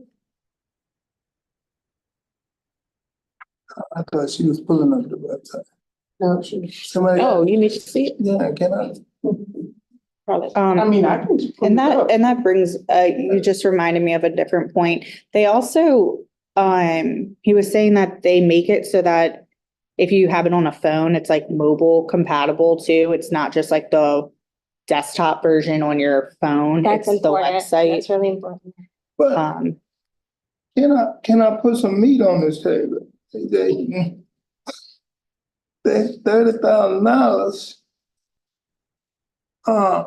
When you saying you need you need a webpage where somebody's covering a webpage. How much would y'all have to charge them who's gonna go in and change things and keep things up and running and doing all this? What's the $100? so Okay. I want to make sure that I understand what you're asking. Or hopefully if I give enough information, it'll cover what you're asking. The first meeting that we would have with them would be to decide what information we're gonna keep. So That's what I'm saying. Who's gonna go in and upload and change things? Them. And switch it around, Yeah. update Them. and all that? How much? We'll are they- keep it up afterwards. Yeah. Right, once. So we They'll, do the over- they're gonna do it. They're gonna overhaul the website. We keep it up at that. Okay, why we can't let the workers do it and they just do the spreadsheet on it? And we'll save some of this $30,000. It's like a special set of skills. Well, It's hard to make a website, yeah. And they gotta think No, about it's not. security. Well, I can say, I can speak on, I'm the website social media person. I'm able to do some updates, so like I'm the one who puts these sliders on, I can change words and things like that. But anything that involves a full revamp of the whole website, one would require a lot of coding knowledge, which I can speak for our office, no one in our office has that. And in addition to that, at the time that this would take would be, I would only be able to do that. for the next- Why the board can't put in, I'm just asking, I'm just speaking me, but why the board can't pay for the software and have our own spreadsheet put up? And we save some of this money. So again, I'm gonna go back to Hannah. A lot of this is coding, Eric, and we're not trained in how to code. So Experience. we're not capable of pulling off like a whole overhaul of our website. So a lot of the information on here, some of it's outdated, some of it takes you to links that don't work. It's a lot of information that has been on here since probably the start of the I county understand website. what you're saying and I understand what everybody's saying, but to get an address made, as long as you got your own domain address, you is locked into where it's signed to you and it goes straight to Google, it goes straight to any website. Once you buy your domain address, and once you buy your spreadsheet and all that, then you set up as long as you got a domain address. Right, but I think what they're trying to do is make it more user friendly for people that need accommodations, that need to be able to click on certain things and go straight to stuff. I'm not gonna hold y'all, but the thing is, once you get a domain address, computer man, once you get that domain address locked and signed into this board, that domain address, I can hit it across the world and that domain address is gonna take me directly to this board. Once you type into a different board, or the name of this board, or wherever you go, that board is gonna pop up. Oh, are you saying for like when she mentioned the the Google? Google What- optimization. Basically, when it comes to a lot of, with the way Google operates, yes, if you type in Louisiana Developmental Disabilities Council, pop up. yes, we come up. But if you have someone who knows how to operate when it comes to marketing on the social media marketing, et cetera, what they know how to do is make it where you don't have to type Louisiana Developmental Disabilities No. Community and Council, but you can type in developmental disabilities and we're one of the this will first come up. ones. Correct, Versus right now, if you type in developmental disability, we might be page 15, correct, you know? okay. Ready? And I think, I guess I'm just, Sorry. and I just, I understand wanting to save money, but right now we have $182,000 that we have to spend. So is there something else that you'd rather use the money for? Cause it's money that needs to be spent. There's no saving it and using it for next year. I mean, if the webpage need to be made, and board members, I want y'all to understand, I know that's gotta be spent, and I know the webpage need to be put out, right? But I think we can get it put out for less than, we don't wanna spend 100 out that much to put a webpage. I mean, I actually think that's a pretty good price. Just to put it in perspective, we are customizing an already created case management system. And it's $11,000 just for them to take some stuff away. They're gonna be building this from like scratch. And it's gonna have in there too, which I think it's great. Words that are like for certain reading levels, I guess, is that For this part, not as much, but It's part just of gonna it be the will. website Okay. view. Yeah, So right now, this proposal is for just the website. okay. So the actual look of the website, the click, the coding parts, that part is this, and then, as far as like time frame for this, they said that they are looking at about 5 to 6 months that they could have this completed. If this was something that we would want to do with them. Most places, if we're using some kind of outside company, this is right around what we were quoted 20 to 30,000. We're right here at almost exactly 30,000. The second part of our meeting with GatorWorks, or I guess another part of our meeting with GatorWorks, is they were wondering if the committee wanted to do some rebranding. Currently, we just kind of have that banner up at the top of the webpage. That one up there. From what GatorWorks was saying, they could do a rebranding that would be about $5,000, and that would include things like letterhead that had a new logo on it, and everything would have to be approved. It's not like they're just going to give it to us and that's it. We would get feedback, talk to them. They would come up with things that are visually appealing, but also work for us and the ADA compliance. There's a lot of moving parts to it. I'm trying to remember what else he included. We would own that logo. So that would also be a one-time kind of fee if that was something that we would want to do. I think kind of the other part, well, let's talk about the part first, but I talked to somebody about the plain language stuff like you were mentioning too. If y'all want to talk about just the website part right now, we can, or I can give you all of the information, because like I said, Delaware, they did kind of it in two parts. They had somebody that created their website with the web design team, and then they also have a different contract with somebody that does plain language and easy read versions. So this is the web design aspect of it. And then I met with the person that Delaware is using for their plain language. And that was also in order for him to convert all of our documents, brochures, things that we would use that are on the website. So he would also give recommendations for the website view as a user. Maybe this category needs to go here, that kind of thing. Any kind of recommendations that we could take or not take, it's up to us. He said that for something of the size that we were looking at, it would be about 20,000. No, would it link to other, like we could put in it, link to OCGB and stuff like that? Like add the links in there? Yeah, like Yeah. if we did more research, just to, okay. Like those texts in there where you see like the council engages in advocacy, like those are linked. So we can click on Okay. those and things open up.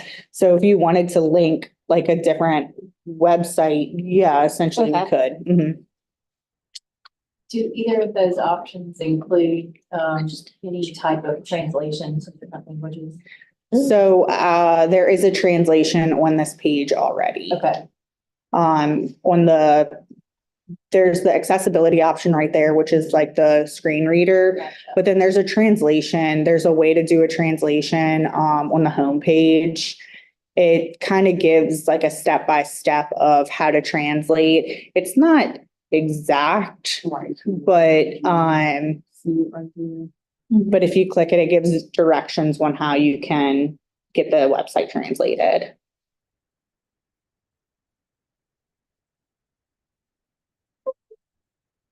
But So that's something for the community to Think about ponder and consider. I can only speak from OCDD's perspective. Our website needs lots of help too. And we have the extra step of having to go through our Department of Health, Bureau of Media and Communications. So it's not even just us who gets to do it. But I know that, again, only speaking we do hear from a lot of advocates, requests to make things simpler, easier to get to, easier to connect. You don't even know how. You don't even have your own website. You have a branch of an LDH website, and yours is very complex. True story. It is. Yeah. But again, I just say that I know that that's something that seems important to the developmental disability community to be able to easily access information. I don't know if you guys hear the same, but I know on our end, we hear that about our website a lot. We hear it a lot. I agree. I like the phone thing too. Because a lot of families might not have that or might just have a tablet or.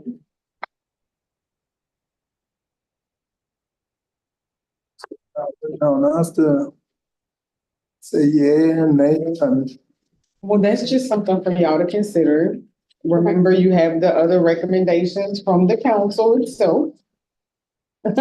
So would we have to, Total cost of what all the things you just said. So if we were to do both things, the website design and development is, you want the like exact amount, 29,500. That was what, that was with GatorWorks. That was what they proposed. He sent me this proposal. To add the branding on, if we wanted to do the branding, that's 5,000. He said about 5,000. So I don't have a proposal for that because we did tell him, we would have to come talk to the council. So he said about 5,000. It seems that it's very accurate though, because in our emails, he said about 30,000 for the website and it was just at that. You look at 35. And then, if we wanted to include a conversion of our documents to plain language, that would be another 20,000 about. And that I only spoke to, it's very hard finding someone that'll do it. It's easier to find trainings to train people to do it. This person that I've been in contact with was the executive director of a council in a different state. And this is kind of his contract job now. So he has worked with 2 councils doing this, and he worked with one years ago and then he's working with one right now.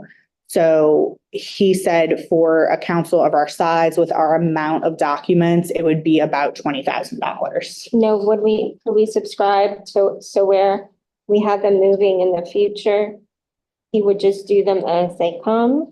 Or is this just retrospect and then how does that work? So that was also one of my questions. He said that he could, like if there was something that needed to be translated, essentially we could hire him one-off for, translate or convert this, not translate it. I guess that's a better way to put it. Convert it into plain language. He did send me kind of a guide for ways to change wording in order to be more plain language or easy read. But usually it's things like the bylaws that are being converted to plain language or, Position papers. yes. Actually, like our state plan can be converted to plain language. I mean, I'm thinking that it's important with self-determination.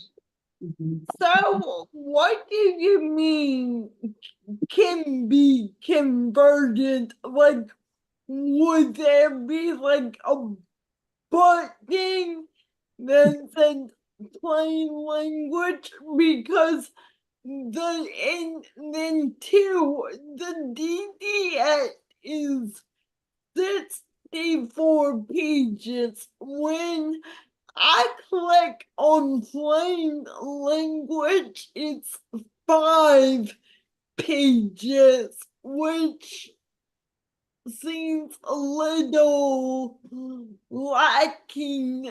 So, like, my question will it be like offered in both plain language and I don't know the opposite of that. Like the original version? Yes. Okay. Yes. So would it be a button for a plain language option? Yes. Okay, cool. Okay, thank y'all. And how fast would he, if we hire him, how fast would we get this started? So he said it would take about 5 months. 5 months? Yeah. To finish the website now and Well, no. Yeah. So Get started. if we did it together simultaneously, it may take a little longer because the person that would help the web designers to put the things in plain language, it may take more collaboration with them before we were able to go live with the new website. But this one will stay up until the. Yes, this one will still be active and you'll still be able to access it, yes. If I'm not mistaken, they wouldn't be able to start till the new federal fiscal year, right? So this wouldn't start until October 1. Okay. The money's. Would the page be decrypted and safe, locked and all that? I mean, safe, locked and like I know what you're saying. Yeah. uploading stuff and doing all that. Yes, I'm sure it would be. They would He's have all the asking if same it would be security. decoded and, decrypted and, Encrypted. yeah, encrypted. Or decrypted. Did y'all look? I don't know enough, Or I don't know what it decrypted, means, you but I know I see that I word a know lot. Eric is the computer guy over there. But I'm saying, when you got it like that, anything that y'all loading, I mean, nobody can remove something unless they got legal access for the board to let it be removed. Because somebody can hack the page, and that's why I was wondering, somebody could make a dummy page and Exactly. use it and Tell put people. stuff on there that the board didn't put on there, put something on there that y'all didn't ask to be put. Yes, yeah, the security would be the same because we wouldn't be switching. Gatorworks already runs our current Yeah, he's our host. website, as our host, so we wouldn't be changing that up. It'd still be Gatorworks creating the new website while this website is running. Did y'all look at it, any other ones? And this was just the one you're like, best? Or you were just kind of feeling out? Well, since Gatorwork was already the host of our website, It'd probably be the best, yeah. we decided just to ask them for a proposal. If you guys want more proposals, that's something that we can look into as well. I will say 4 or 5 maybe 6 years ago. I don't know, we migrated over to this website that we have now. It's pretty much just 7 years. 7 years ago. 2017. So it looks pretty much the same as the old website. It's just a different type of, I don't even. Coding or whatever. It looks the same as the other one, but we used to use cold press something and now we're using WordPress. I don't know, something like that. But y'all like the company pretty, But so we vetted other companies. Okay, good. We use GatorWorks. That's how we ended up with GatorWorks. Okay. They gave us the best bang. for and our y'all buck. been pretty happy with them. So And they've been very responsive. We ask them to do things. from then time to that's, to time. me, that's a good They- sign. Yeah, So, and the $100 a month, that'll just be, so we can kind of bank on $1,200 a year to host it. And Well, that's that's already in our- administrative I cost, think he right? might have just put that in there. We already Yeah. pay that. We pay Mhm. that a year, Okay. like yearly. Okay, so we won't have to pay that until we move over to the, We're We already paid for it. Right, We've already okay. paid for it It for wouldn't this be year. part of the contractual. Okay. Things, that's what, administrative? Mhm. Yeah. I say if we, Through yeah, admin. I say if they if they comfortable and they know that we got security on them, I say go for it. I mean, for 7 years, that's a kind of a long time of, and we they ain't prove themselves, I think. no hallelujah, I go for it. Yes. They're also a locally owned company. They're which is located nice. in They're right Baton down the Rouge. Street, Mhm. so Now, they're on question with this, are y'all on y'all up-to-date computers or y'all had any issues with the older, y'all running older computers or no? Well, that's a different situation. the state IT, is that what I'm talking? You talking about our personal statement? Yeah, so y'all running 10 or y'all running, what y'all? Oh, you talking about Windows? Yeah. I don't know We what use Windows. updated Windows, what is it, use 11 updated. now, I think? Is 11.5? Yeah. You know how you Not know it's a computer, because you can't They keep it tell on the counter without it being plugged. in. I keep telling them, I'm the director, I want the best computer, I can't even use my computer. That ain't the problem, you're charging it too much, and you need to let it go all the way down, and then charge it. Oh. Are you sure you don't want to be contracted for this? Right. I told them when they want me to start, But I was just wondering, because when you do a number web page, you have to be at least updated with the new up-to-date software to run the web page where it runs smooth. We're still working on getting our internet to run smoothly in state offices. Well, you got a problem for a while, because they Yeah, all we got got problems problems. around, so. We're out of internet most of last week. Yeah, well, they got problems 3 all days. around, because Windows is updating their new software and they don't know what they doing. Julie, did you have anything you wanted to? Do you mind if I do really quickly, just? No, in terms just of before you guys leave, yeah. Thinking of other stuff, I do think this is important, but also just something that I'm hearing a lot of and I think is important if you guys want to consider. There's a lot of discussion right now around abuse, neglect, and exploitation for people with developmental disabilities. I noticed there was something from council about how to file a complaint, and that's part of it. We are trying to do trainings. We can do trainings on our end for, providers and for direct support workers, and we are doing that. I do think it's important, and I hear from folks in the community that it's also important for people with disabilities and family members to also be able to recognize signs and symptoms of abuse and neglect and exploitation, to know where to report it, to know what they should expect once they report it, because there's lots of questions too around that, what an appropriate investigation should or shouldn't be. And I think that people and families really need to be armed with that information. So if we are looking for training opportunities for people and families, I think that's something I'm hearing top of mind from a lot of folks. And I think if we have, other opportunities to look at what trainings might be relevant, I know that that's something that's out there. So just before I had to leave, I did want to make sure I was able to share that as a thought. And even if we needed, if you guys did agree and we wanted to partner on some of the things, I think it's important to know, what are we training the direct support professionals to know, what are we, to make sure that it's consistent information. I think that collaboration is probably important. So whoever would contract out with that, one of the things I would want to do is make sure that they're talking with us with our, under the Department of Health, we have adult protective services, not child protective services, but that access rule I was talking about earlier that's coming out is going to have some additional requirements around collaboration for everyone.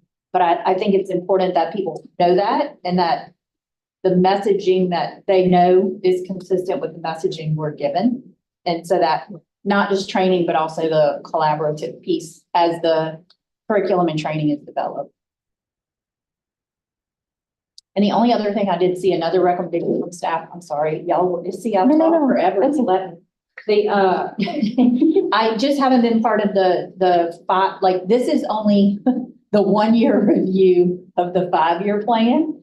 And so you can imagine, we're just kind of talking about what's in place now. When you're developing a whole nother 5-year plan, it looks like this one goes through 2026. And I think there was a recommendation to maybe contract out and have somebody come in. And I know I've been on a few different committees where they had somebody who kind of specializes in that, whether it's because you can get people virtually and do Miro boards and see what's more important and just help navigate that. I do think that when it comes time to do the 5-year plan, you guys, again, I think this was a very productive meeting today, but at the same time, it's going to take a lot to develop the new 5-year plan. And if we want to make sure to hear from folks, the idea behind contracting with a group who specializes in that type of facilitation and has the tools might be helpful for everybody. Those are my two cents. And if you could bring, when you do your report, if you could include anything that y'all are working on or need other collaboration with. Because I know for grants and stuff like that, they usually, it seems like the people that collaborate with the other agencies are the ones that get funding and stuff. Yeah. Yeah, they like that. Thank y'all. Any other questions for me before I leave though about other? Brooke, Joe, do you have any questions? Okay. All right, thank you. Sorry. And again, I'm really sorry. It's a medical point. No, thank you. Thank you, Julie. Julie, Thank you for being here. Appreciate you. see you tomorrow, I'm sure. I will be there. We will too. Whatever y'all are doing tomorrow, then like, We're bye. going to present the budget to most of the people on House Appropriations are new. So Yeah. it's a lot of new, some people moved off, a lot of new people moved on.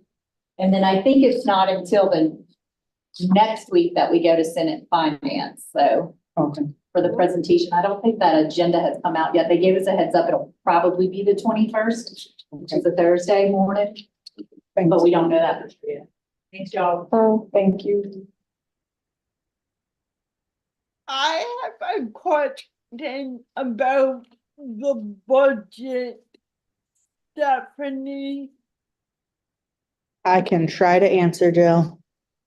So, okay, because, wait, I wrote this down on a white folder that is not in my house. So we have $182,000 to spend total, and how much did you say the upfront we would put for this website redo? The website redo would be 29,500. Okay, that's not bad. So that's for the website redo. If we wanted to do rebranding where they reworked a logo for us that we would own, that they would have formatted for us to do, for like emails, letterhead, that kind of thing, that's an additional 5,000. And then if we wanted to do the documents in plain language, that is a different contract, but I know it kind of goes together because it's with the website, but that is 20,000. I About. I definitely like in the plain language. I just know that like I don't want a funding. I mean, like in the grand scheme of things, $182,000 is gonna go quick, and I don't want all the. I mean, we did take funding out, but I don't wanna literally put all our eggs in one basket and use a majority of the funding for just one project. I understand. I just did the math really quickly. If we were doing all three of those things, including the design, the rebranding, and the documents, it would be about $55,000. Everything? For yeah, so it'd be about 55,000. So, Right? well, I'll use my phone quickly so I can get like a. How much stuff do we already have ordered, like the brochures and like that stuff? I mean, I don't know if we just made an order. Cause we kind of have to get rid of that stuff. That's right. So.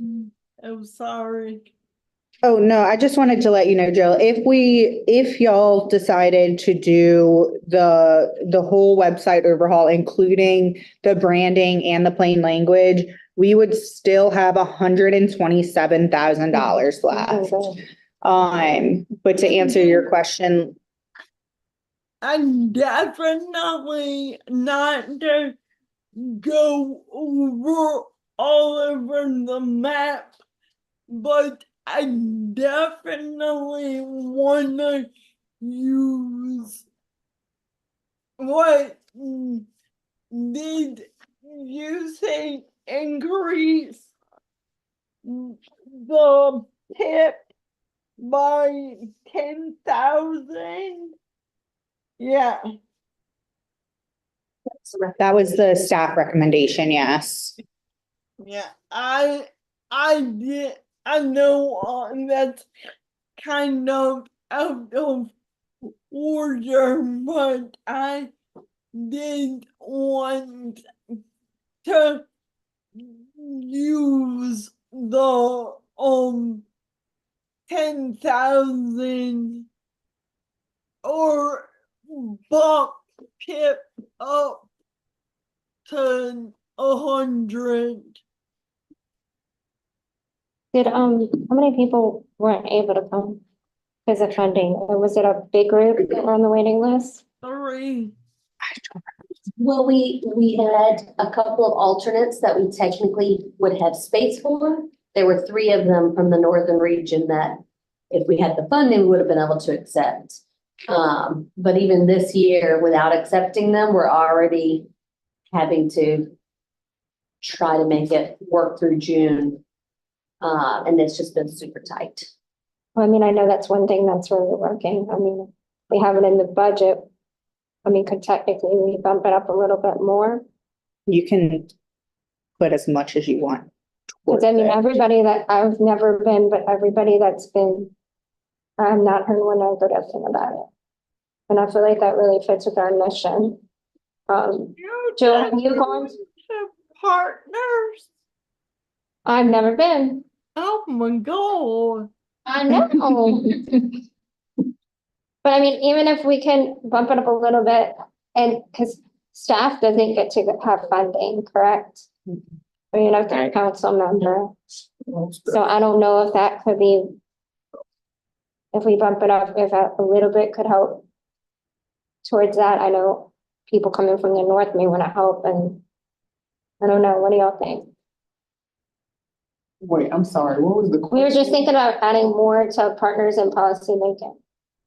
More She said, than, can she do more than the 10? We were saying if you y'all wanted to do more than the 10. If you wanted to do more than the 10, but if we do more than the 10, then I would ask y'all to reconsider the number of participants that you are allowing to be in the program each well, year. yeah, that's what I was thinking. That way we can allow more. Lose the magic if you have more. I know, see, I've never been, I don't know. Oh, that's I true. think- Isn't there like a I like- recommended number? 20. I like my Recommendation. plan. National Oh, recommendation. partners in policy. I would have to. Do they look have at it. one? Also, she's right now, I got don't extra, maybe give a little bit more. So What there's did Jill say? I'm sorry, well, Jill. it's extra. What, how was it? Wait, what, Lauren? Sorry, I was trying to get you to speak, because you've been a staff too, correct?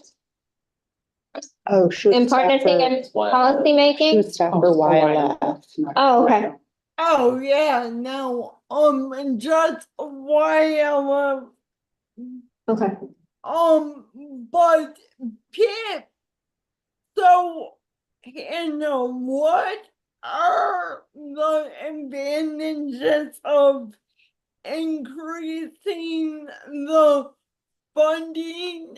Because I can't, like, my class is like 16 people, and I like it like that. Okay. Well, I believe the council, I have to go look through the things. I believe that our council has said that anything less than 20, we didn't want to continue with the class. So we Okay. kind of created a 20 minimum. I Because- do remember that. And then that's why we usually try to accept 25. So that gives us a little leeway, and ideally all 25 go to the class and graduate, and that's awesome. But usually, you lose a little along the way. We had 22 we accepted, and we're down to 20. But I know usually, I think the magic spot is the 20 to 25 range,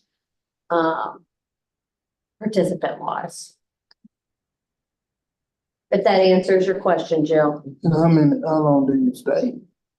It's 6 sessions, so in January, it's there's Thursday to Saturday, and the other sessions are Friday to Saturday. So that's a week. I mean, it's like out of. A weekend, like a It's 6 weekends. One week weekend. in a month. It's like the National Guard. Okay.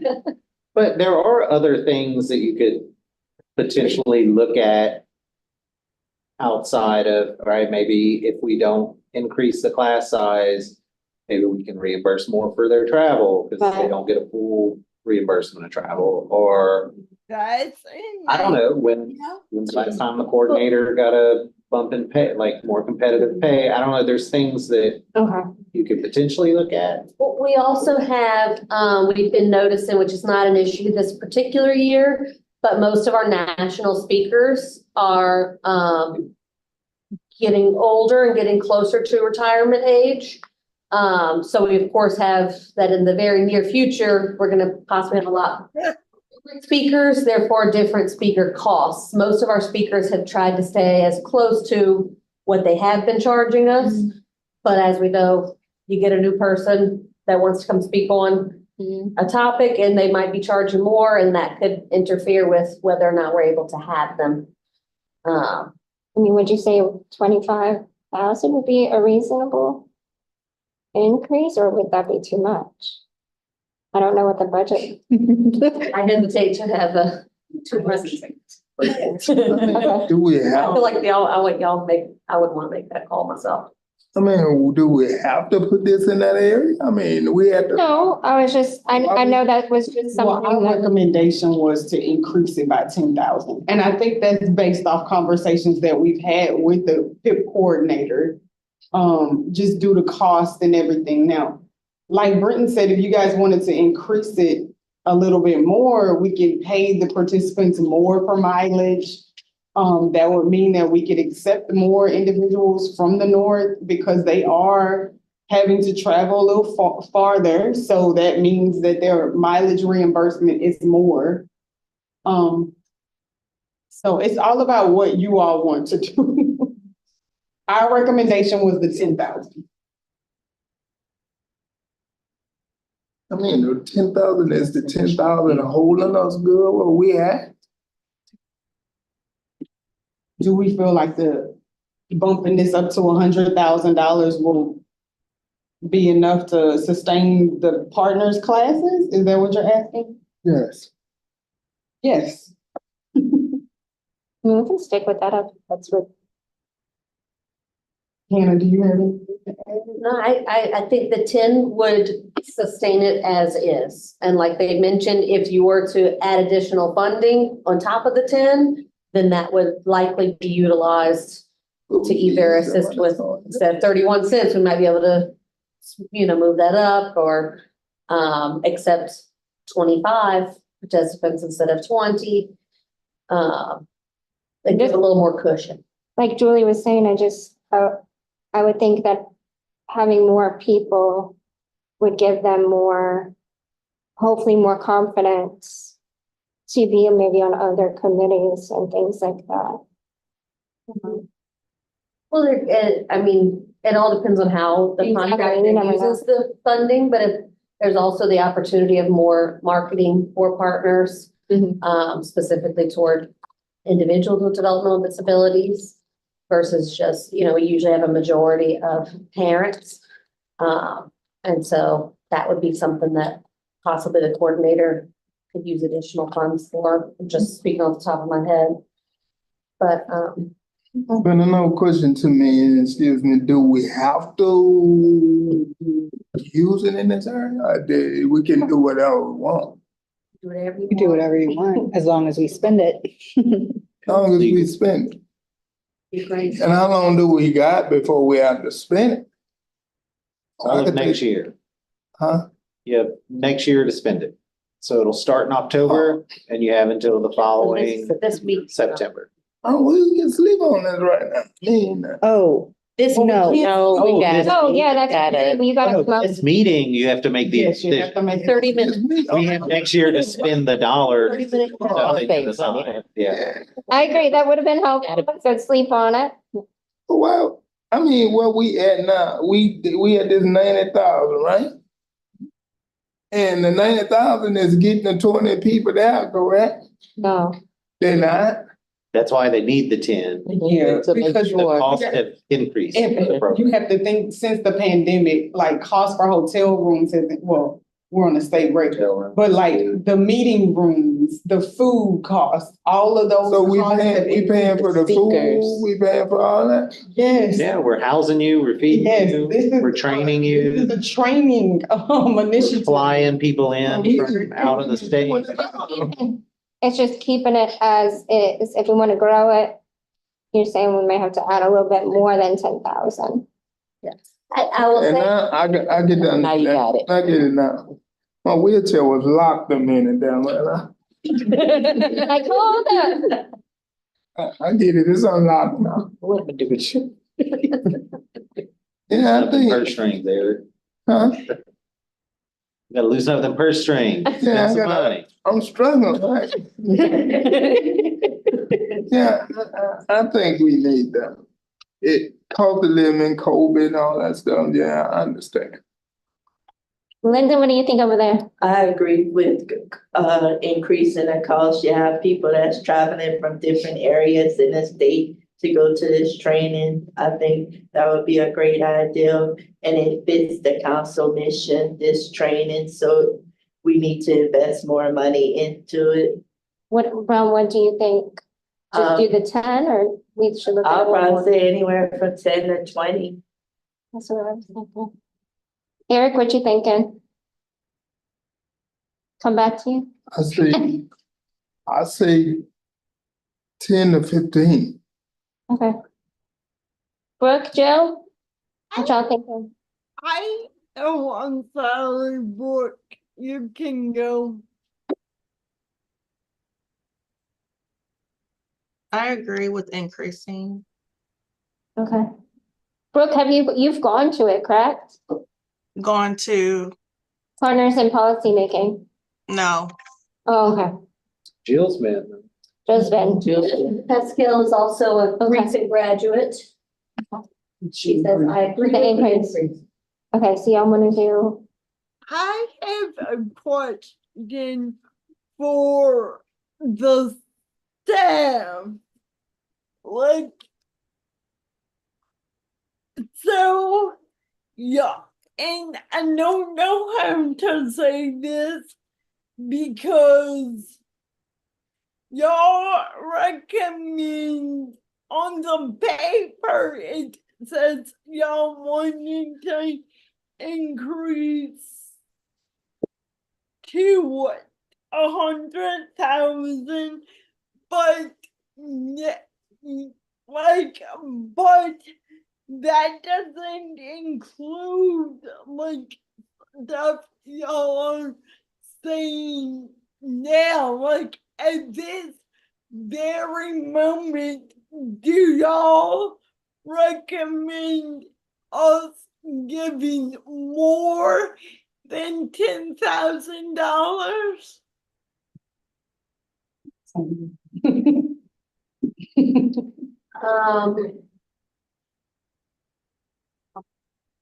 Ebony?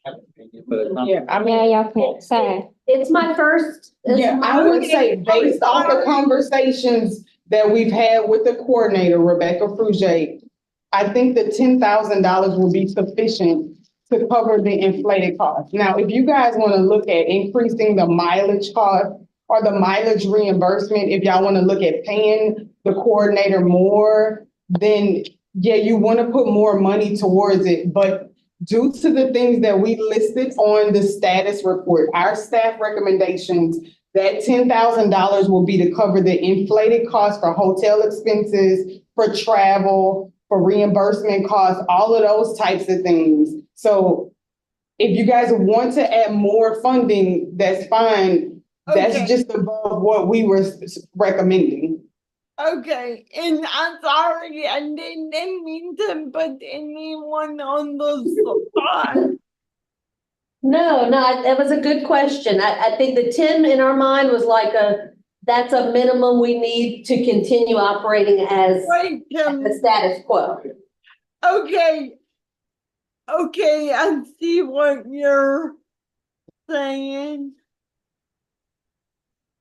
But yeah, I can guarantee if the contractor was on this meeting, they would definitely be 100% behind all increases. I can say that I don't know exactly how many years, but I know our coordinator has been paid, the salary for the coordinator, I believe, has been the same.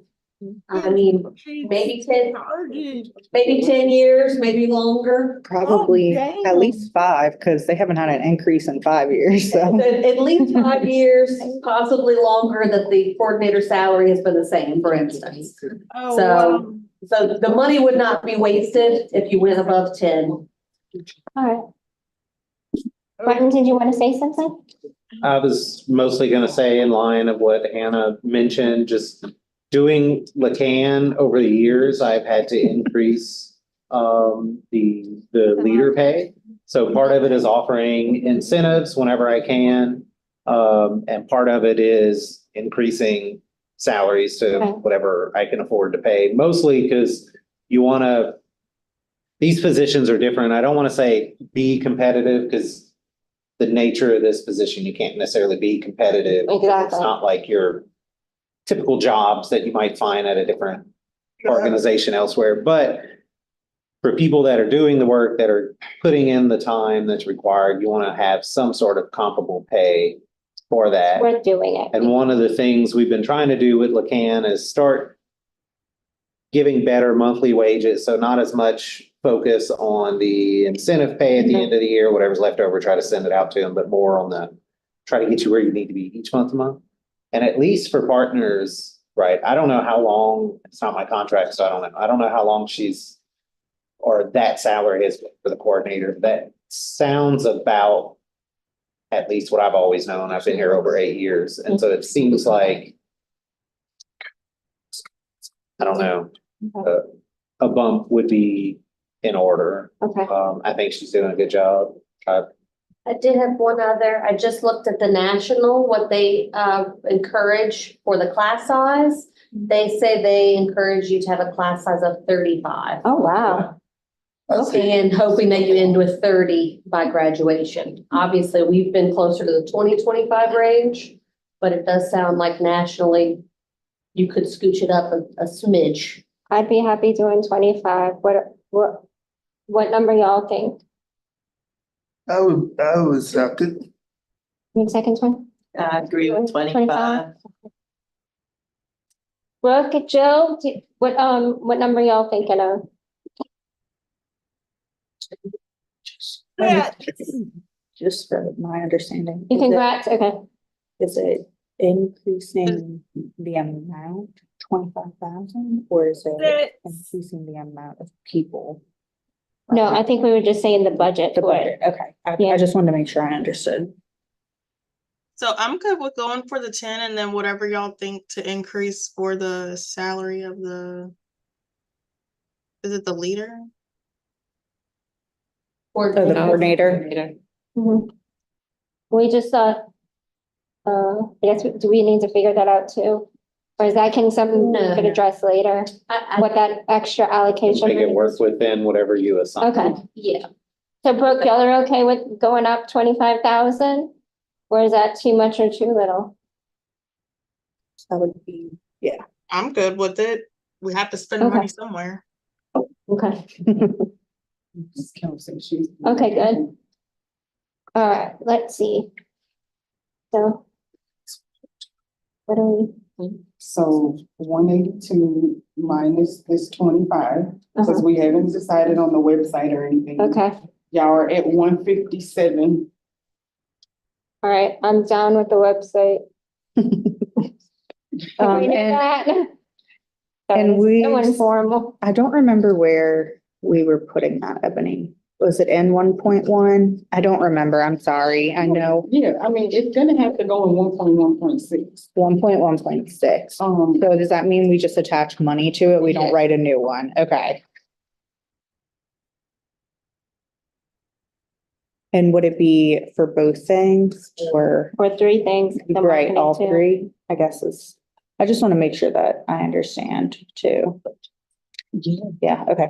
I mean, I as just want to long make as the sure. committee, Yeah. if that's what they're recommending to the council, yes, they want to do all three. Whenever we are introducing this to the council in April, we have to make sure that we explain that that's what that funding is, including all three. The Okay. rebranding. I just the wasn't sure if it website needed to be under overhaul. different activities. That's what The only thing I'm worried about is if we have stuff we have to throw away. But that's just part of rebranding. Or if we could you know what I'm saying? Or if we could use like the pens and the stuff that we already Oh. have. I just didn't know how much you already had of that stuff. Might not even be Not as open. much as you Okay. think, because we don't have as much councils. We have a lot of Lacan stuff, but we're not really looking at We're not changing. the cap. that. So Correct. some Lacan things, like our Lacan brochures, we have a bunch of those. It might still have the old council logo on them, but That might be it. we can work with The that. information Okay, still that's true. Yeah, current. Yeah. all right. Oh, Joe? Sorry. I don't know your name. Shit, I don't know. No, sorry. My bad. Oh. Okay. Stretching. All right, so everybody good with the website and the brand? Eric, you good with that or? Yeah, I'm good with it. What time I'm gonna start? I'm glad you're here. I missed you. I can start tonight. Yeah. All right, So for the amount, do you want it to be, like, I added it up and I got 54,500. Did you want, I mean, that's the amount that we want to allocate. Or do we want to say 55,000? I'm thinking we maybe round it up. What was your total? My total was 54,500, but I mean, at this point, $500 is nothing. How much would they? I'm going bald now. What would they, Negotiate. negotiate with us? Oh, I don't know. I can say that for the website, this proposal is active for 30 days. I don't see us really negotiating this. For the branding, there's probably going to be a little bit of negotiation just to talk about what it is that the council wants with that logo and their branding. And then as far as the documents, that's just an estimated cost because, we don't. I mean, if that's gonna cause the board right there, well, we add no more, let's change or Lismo change. I mean, we don't want to go too much up. And we don't want to go too much down. We want to be fair with them, but because we put this on the table while they dropping this on the table, then wait a minute, we can nest them to give us a little more. No, we lock that way. Right, exactly. I mean, I'm just being. Question for clarity. The proposal was good for 30 days with them also knowing the work doesn't start until October. Like that's to lock it in. Yeah, I believe so and that's just what it says on the proposal. Okay. They seemed very interested. And I'm sure that even. Well, yeah, I don't think they like our website either. Because when we ask them, they're always like. He actually was the one that suggested that he send a proposal. He was like, oh, would it help if I sent you a proposal that you could give to your committee? So I don't think that the proposal would change just because I don't think our website would change that much from now to October when they would actually start. Correct. I just. Probably already has thoughts in mind. I mean, we just put that negotiation on the table that, you know what I'm saying, guys? We just want to put that on the table. But we don't want them to say, okay, they working with this, so we can. Bump it up, right? So if they want to change, is we gonna be knowing if they want to tweak something else or try to put something else on the table? From what I understand, for the website proposal, everything is already included. So even if we wanted to tweak something, that price is already included when we want to meet with them. How much will we have to put down to just lock it in, what they want to do? I mean, what we want to do. No, I think the contract will be set up where we make, just payments. We just make payments based off and I think that's in the proposal. Let me check it. I think he said it would have to be like, after every milestone kind of thing. I don't remember. Or it might be like just the, fee for service type of contract where they get paid a set amount every month. Okay, and I understand, but how much will we have to put down for them to even start? Well, we can't set up our contracts like that. It will be, it either has to be fee for service where we pay them a certain amount of money or they do the work and we reimburse them. Okay. Yeah, so we can't put anything down. I'm down there, you ain't in the computer. Is she always in her hand? No, she's talking. Oh. Yeah, I don't, unless I'm just overlooking it because I'm skimming. Of course, yeah. I think it's towards that. I'm down there. Right.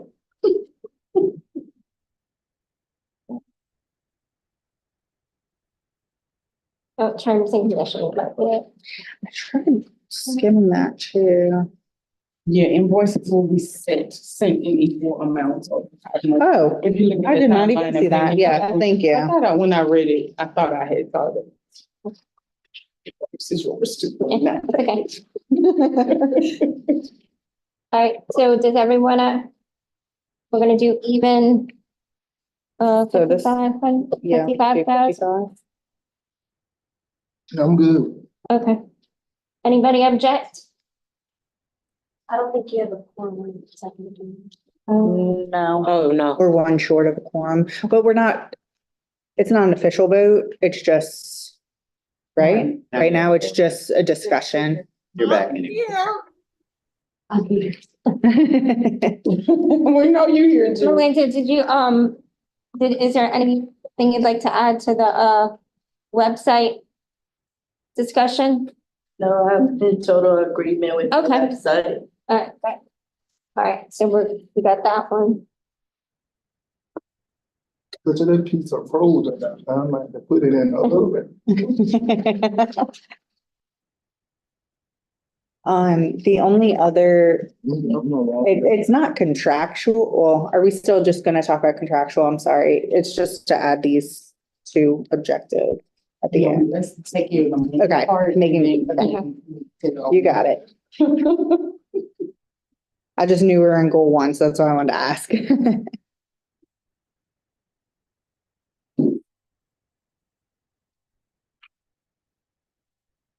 Okay, which one? are we Stuff on? everywhere.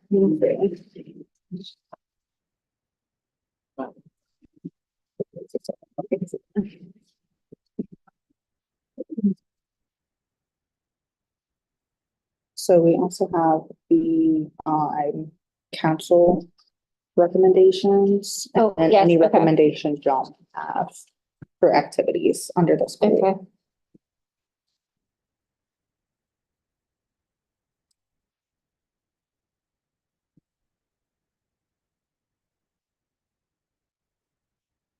All right, well, Julie was talking about the foster parent training. And Brooke was interested in doing the first responding training with the medical staff. Is that the emergency room? Yes, and that one is gonna be under goal 2. Okay. This is what I'm trying to get to. Let's check 5 out. And 6 doing the same thing.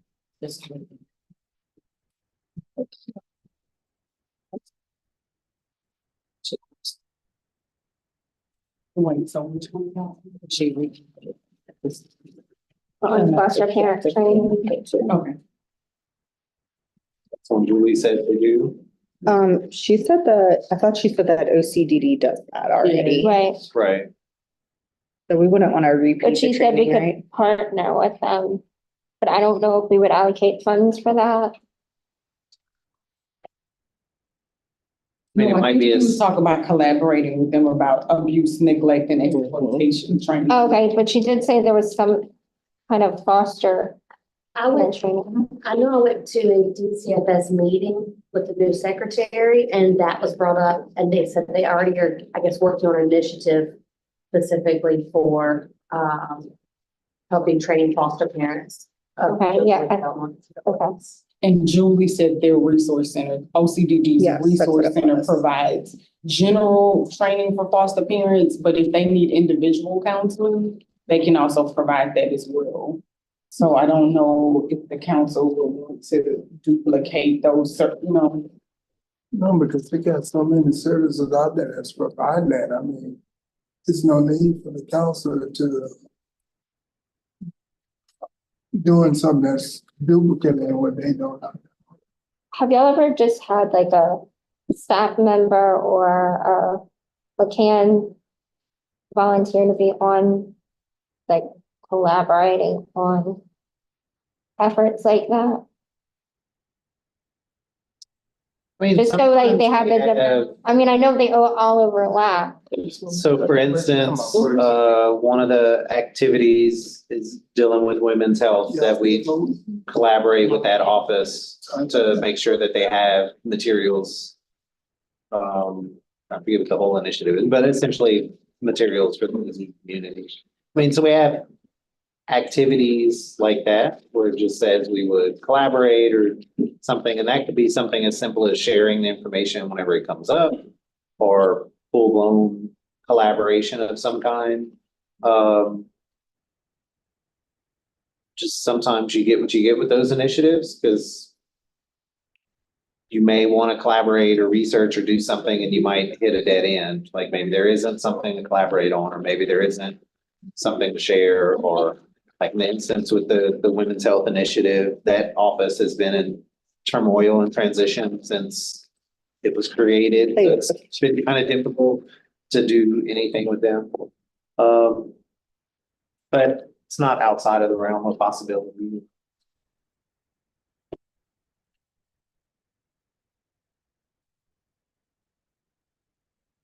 Is Pascal the nurse? Or, oh, that was Samantha. Samantha. Because I know she had talked about doing some kind of training for It's the emergency room staff. And that would be one, if y'all decide to do it, you just have to put an SOP out there to see who could do it. You'd probably run into some of the same barriers that you have with first responders. So how do you get a lot of people in the training if they're, if you're working nights, are you gonna go to a day training? You can't offer it at night because you're working night. So we'd have to find the right provider to be able to do that. Yeah, I know. That's where the SOP would come in to see who is interested. Have y'all ever done in the past SOP? But all the new. That's what it's, that's what it's called. Yeah, the solicitation. Okay. Proposals.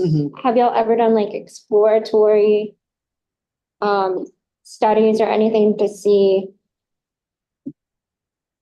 like what the consensus is, or just like topics? Yeah, to see. I mean, I know we do our own kind of like what needs. Right. No, not outside of attending Yeah. public meetings to share Okay. your feedback or, I'm just trying to community. wrap my head around That LaCan does. Yeah. other stuff besides just coming up with a training and hoping, like throwing it against the wall and hoping Mhm. to get feedback. Yeah, I mean, there was. I don't- thought- Okay, never mind. I'm sorry, Brittany. No, you're good. I don't remember the one thing I was thinking of. This would have been helpful if maybe Patty was here today. We used to have a healthcare module that we contracted many years ago before I even got here with LSU Human Development Center, I think, maybe some other folks, where they created these healthcare modules. You could get CEUs for it at the time. And I don't know how long it took to develop any of this, or this is before my time. But it was almost like this curriculum that was developed, and so I don't know, it's not necessarily targeted towards emergency room staff, but just medical professionals could take this training. It talks about various disability related topics. Depending on what your title was or what your degree was, whatever it may be, you might have got a CEU for it. The problem with those is you create it, but it's outdated soon. Exactly, It has to keep being updated. So we had it for a while and we shared it for a while. And I guess like 5 years ago, it came off of our plan because it got to the point where it was too outdated to be able to get CEUs. And so not many people were watching it all that much anymore. So I mean, that might be an option, but again, that would be, we don't have information to even. to tell you how to do that other than figure it out. I know, Yeah, sorry, I was trying to. but I'm wondering if something like that may have been more feasible for the emergency room type initiatives. So at least that way this could be, and you're also looking at probably a year or two of development. So it wouldn't be an immediate training that just happens, but almost like this curriculum that you can then watch virtually or something on your own time and get credits for. All right. So how much more money we have to spend?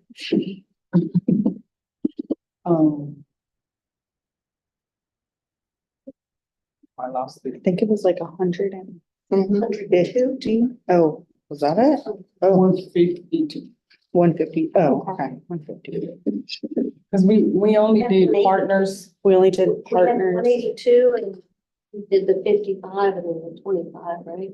Oh, you're right. You're right. I forgot about the 25. 102. Yes, 102. Sorry. Thank you, Hannah. I was supposed to be right. I definitely, I forgot about the 25.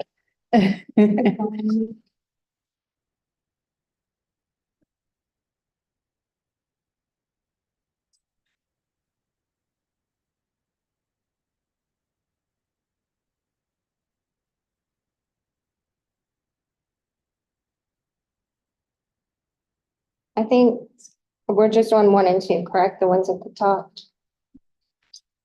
Romans. My suggestion was the able accounts, but I know they're still kind of working on that. There's like put me in touch with the group that's working on it. So I don't know how much we would want to promote it if they're still working out the kinks. Yeah.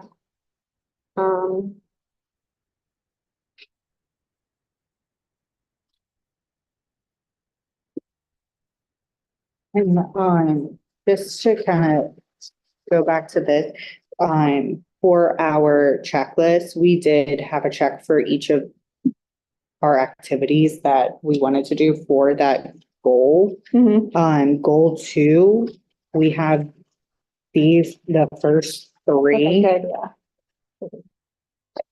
And then a couple other under goal 2. So we could potentially try to have some kind of activity that goes with those, if there's something that y'all are interested in looking at.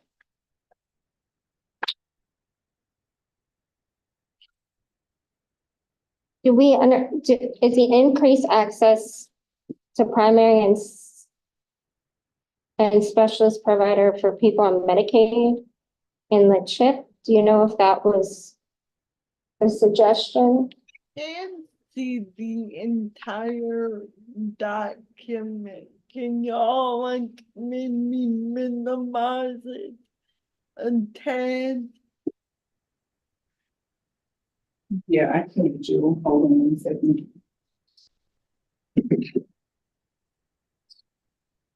Oh, Is that better or? slide it a little to your left.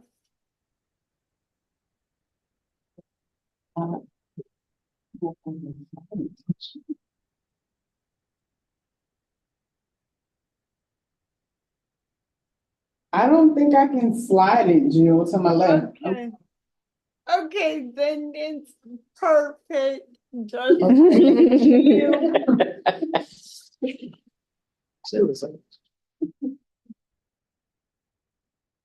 thank Which you. activity were you looking at, Lauren?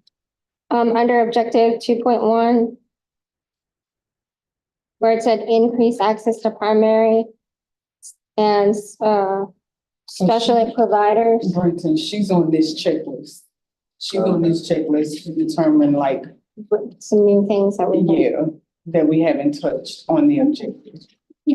So I will say that's something that comes up, Quite a bit. a lot.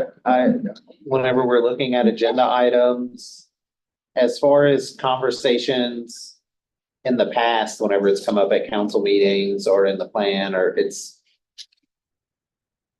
how do you provide well, some of it is access, making sure that it's covered. I'm thinking more of I guess from a rural standpoint. So we hear from a lot of people, if you do not live in the city, you don't have access to these specialists, you have a long ways to drive, and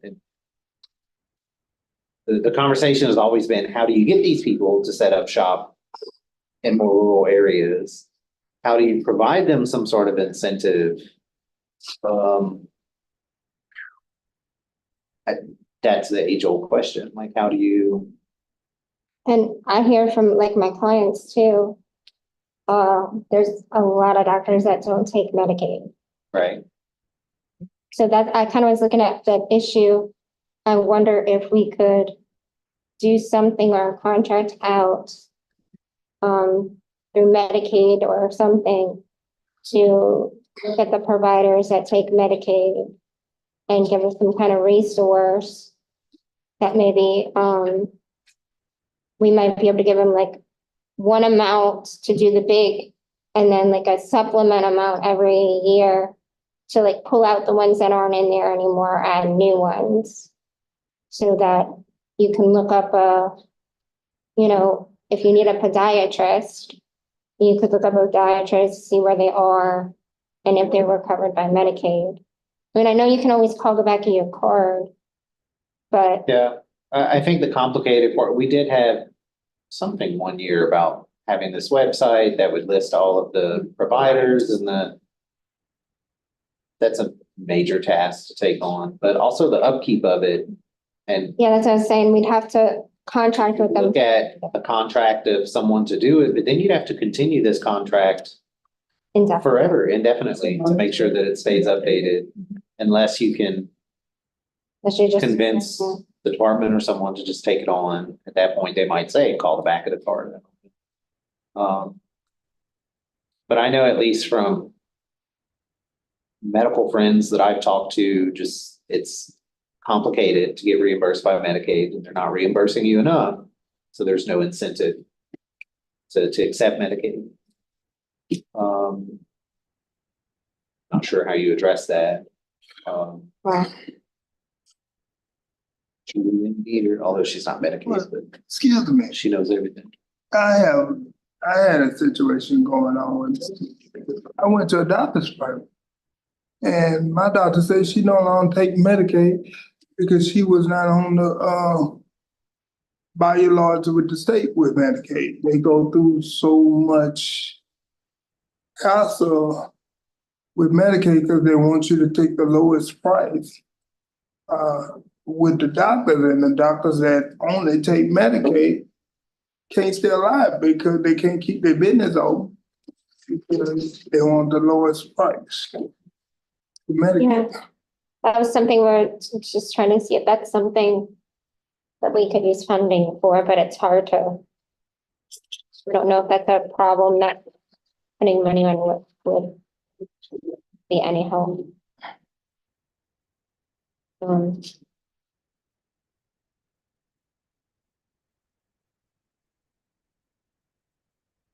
This one would also be on, if, I know the recommendation from Julie was the exploitation kind of thing.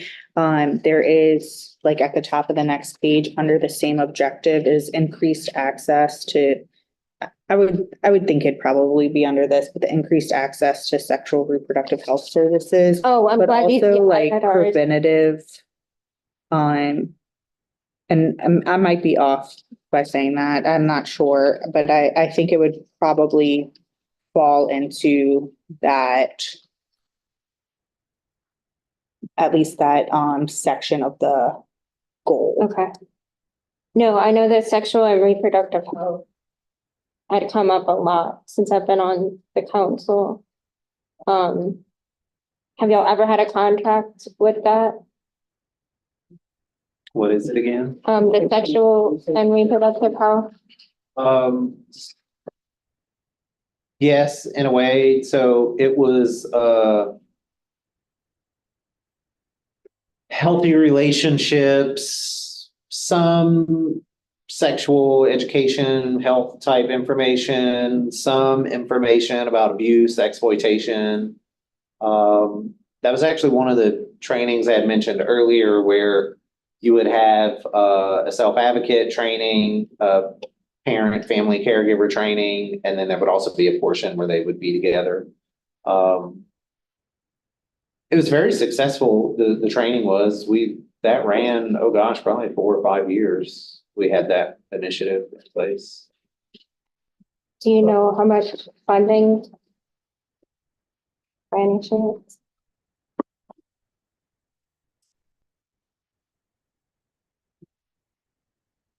For this, The number I have in my head, I don't want to say it because it might be wrong, I'm sorry. but I should still have the Put you on the files. spot. I shouldn't have turned off my computer.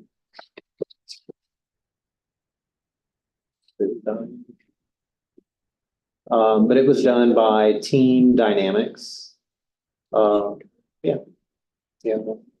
Oh, I think they do a lot of the DCFS 27. training too. Well, that was for FY 2019, that action plan, it was 27,900. Okay. Was that our last year? I don't know, I'll go back to 2020. I couldn't remember when it stopped. it's not in this current 5-year under Yeah, those yeah. activities, We didn't so. continue it So that was the last one. because it was throughout our 5-year plan, the very first 5-year plan, whenever I got here. Well, okay, so FY 2020, which would have been October 21, wait, not October 20, October 19 to 20. It was 32,000. So that's the max they got to, it's 32,000. Could we do that? That's right. Could we revisit that, or since it's not a 5-year plan, we need to stay within? Well, no, that one I feel like, are you talking about the exploitation training that Julie was mentioning, the abuse, that training? That along with just sexual, Reproductive Yeah. health services? Yeah, I'm not sure if those two things tie Yeah. in together.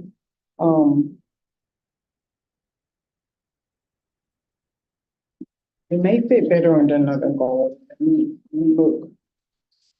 For the exploitation one, is what we're talking about.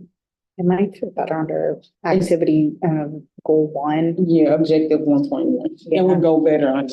Yeah, I just thought about Because it. there's voting, individuals with disability of all ages will have access to opportunities to increase their awareness and knowledge about exploitation prevention. So I Okay. think that would fall better under goal 1 if y'all wanted to create a training in collaboration with LDH about abuse, neglect, and exploitation. Well, It's not specific to sexual abuse like this particular training was that Britton is mentioning. It's abuse in general, exploitation, and neglect. where we at? So we're creating new activities that y'all are just considering the recommendations that were given to you by the council, by Julie, by. We gonna get that till January? Patty, I think also, You know, give us that January? Wait, what'd you say? When did y'all give us that January? January meeting? Oh, yes, so look, it is this one right here, Eric. If you want to look at the recommendations for the planning committee. Recommendations for the planning committee. That page, Where is it? Is it there? it should Yeah. be in your packet, but also the one that we're talking about right now, Julie just gave us that one as she was leaving, so that one won't be on the page. So I noticed, I'm just asking a question. I noticed to the board members, I'm just, whoever can answer the question, but I noticed we've been trying to work on this so much, about, abuse and neglect. That's something, I know it's something concerning, but that's something that the board wants to, the board in a whole wants to work on as a circuit as a whole, if I'm making any sense. Well, this was just a recommendation based off the information Julie has been receiving from her stakeholder groups.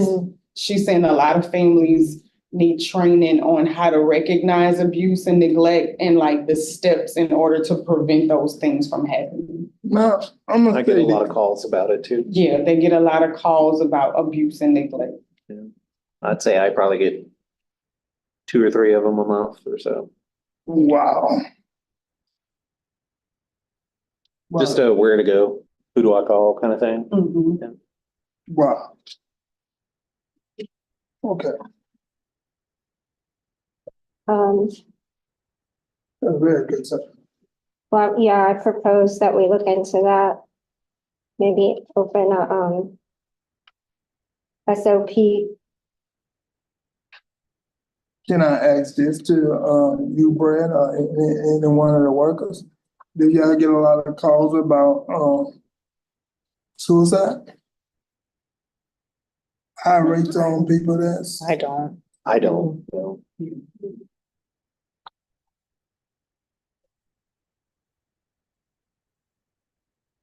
did you know that? I don't. I imagine it, yeah, it's gotta be. That's a high thing is going on. You can't find, you don't know who you're talking to, and they might be crying out for help.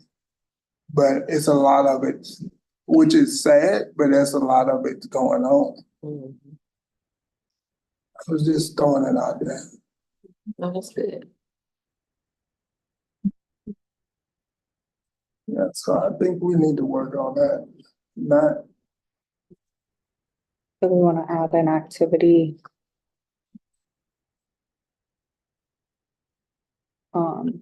For, to work with OCDD? I just want to make sure I understand too.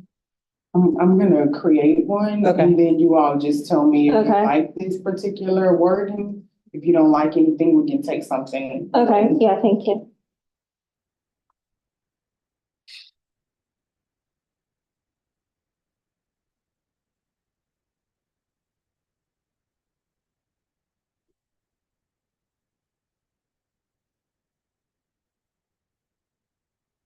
and we create on the website page that we doing, can we, will we be on our line? Can we create a, website where if somebody did come to y'all on a motion to stand or any depression, can we put numbers on the page like that?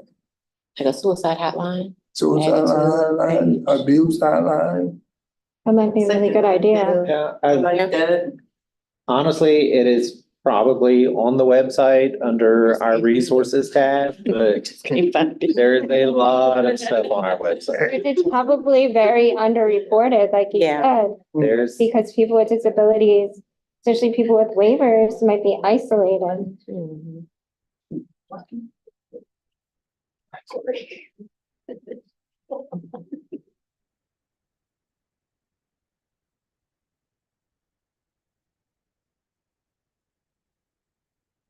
And could we add,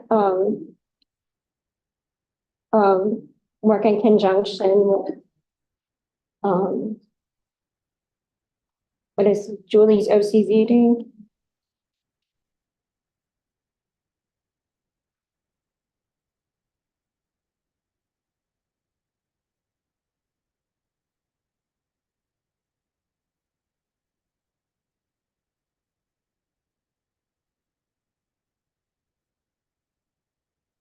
And did anybody get to read, Patty's, suggestions? I know she wasn't able to be here. She has suggested some trainings. So before we move on to that, Okay, I'm sorry. Can y'all dedicate money towards, if everybody's in agreement, we can dedicate money. Remember, you guys have $102,000 left to spend. Okay. So before we move on to that, to Yeah, Patty's, okay, I'm we sorry. can maybe allocate some of that funding that you all have left to this one.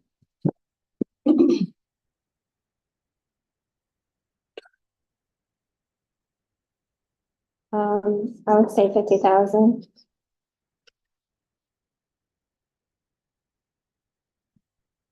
So Lauren's suggestion is 50,000 for this particular initiative. Is everybody in agreement? Jill and Brooke, could y'all maybe speak to if you think that is too low or too high for that specific initiative?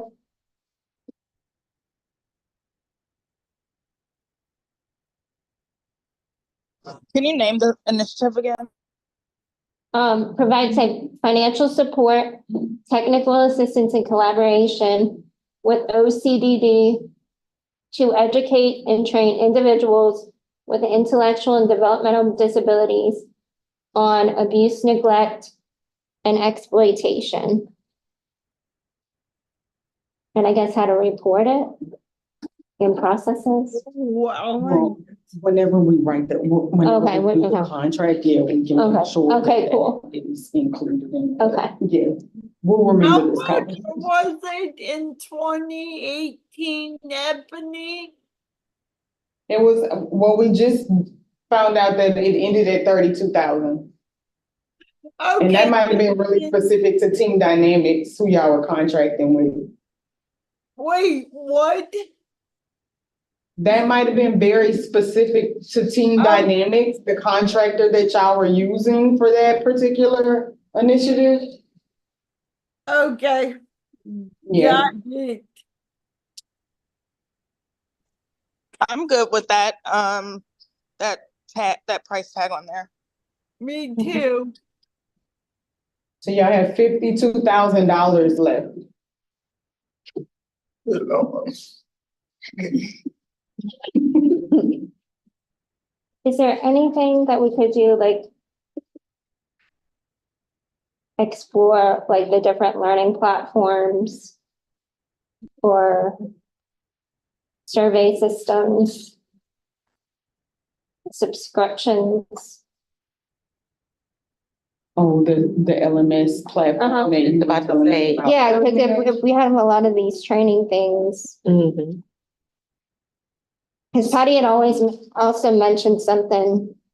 I feel like we keep coming over it, that like over and over again. Which one? Just some kind of training platform that might just be a little bit different from Zoom or because she was saying a training for disability children on FSI on how to file, explain, document, maneuver through the process, provider trainings on system navigation report.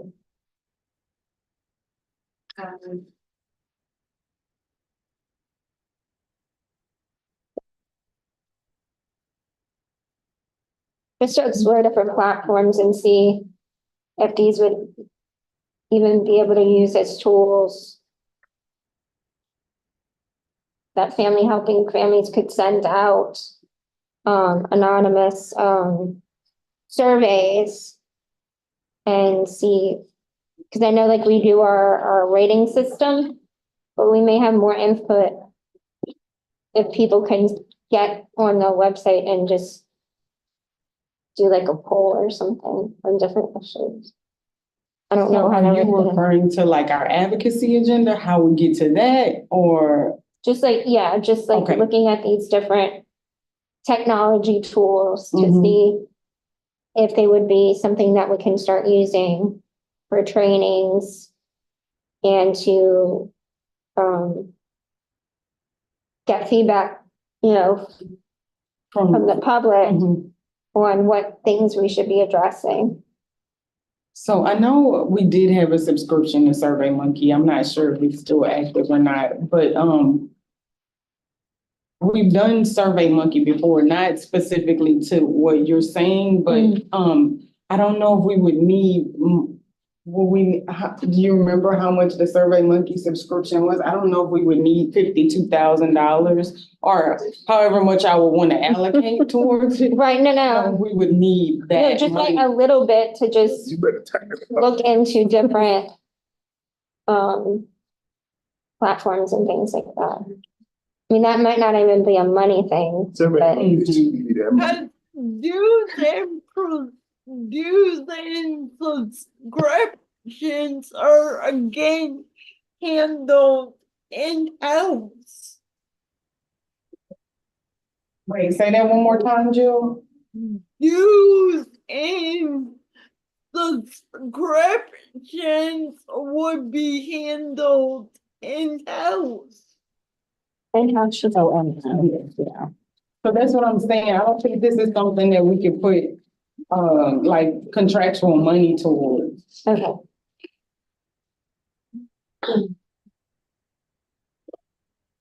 So, it's a question. What is the money, what we gotta basically use the money? What's our basically target for, Our goals and objectives. and what is them? What we've been talking about. What else? Right here. What part?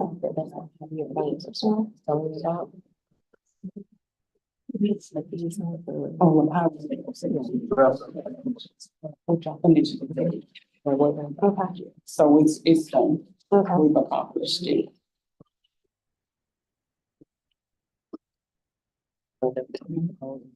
And Brooke has her hand raised. Okay, Brooke?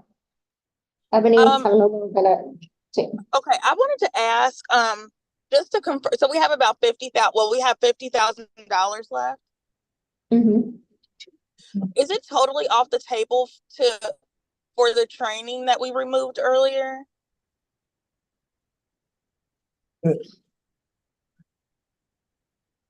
She's stopping, she's going back. Oh, the 2.2. the 2.2 The or, first was 2.21. Yeah, the first response, is that totally off the table? I mean, if we can't think of anything else to use it for, I mean, I guess we can put it back on. And I understand it won't be as much money as it was, but maybe we can just, have like less trainings, but at least have have some trainings.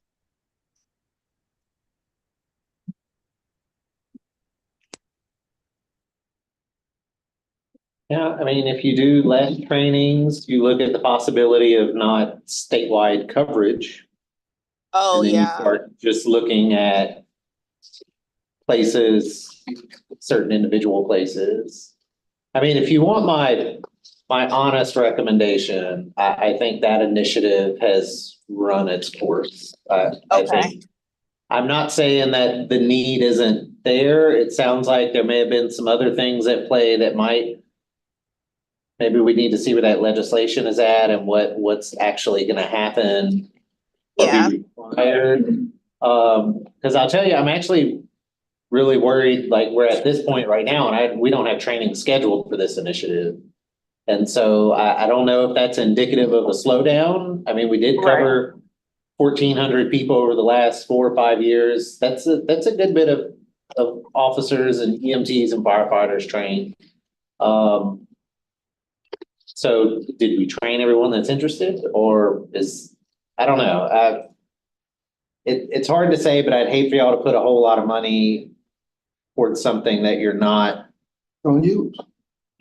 getting maybe the full effect of what you're looking for.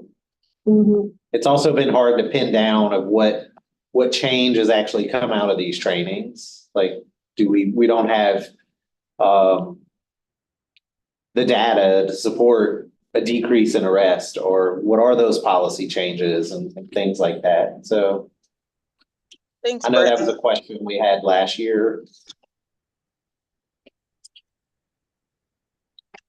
But to be fair, I really like the trainer. He's a great guy. So I mean, if he's still around, I don't mind working with him, but.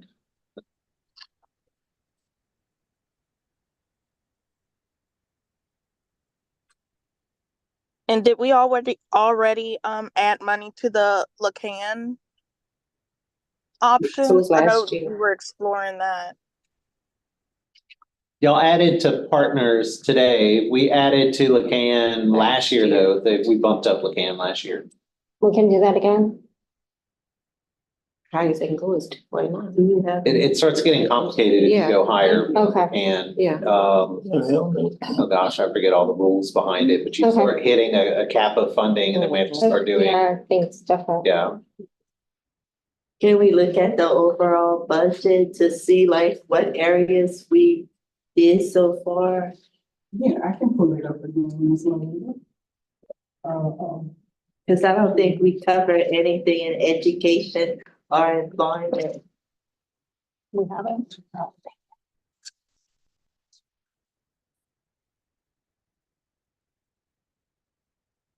You showed them, we ain't doing nothing.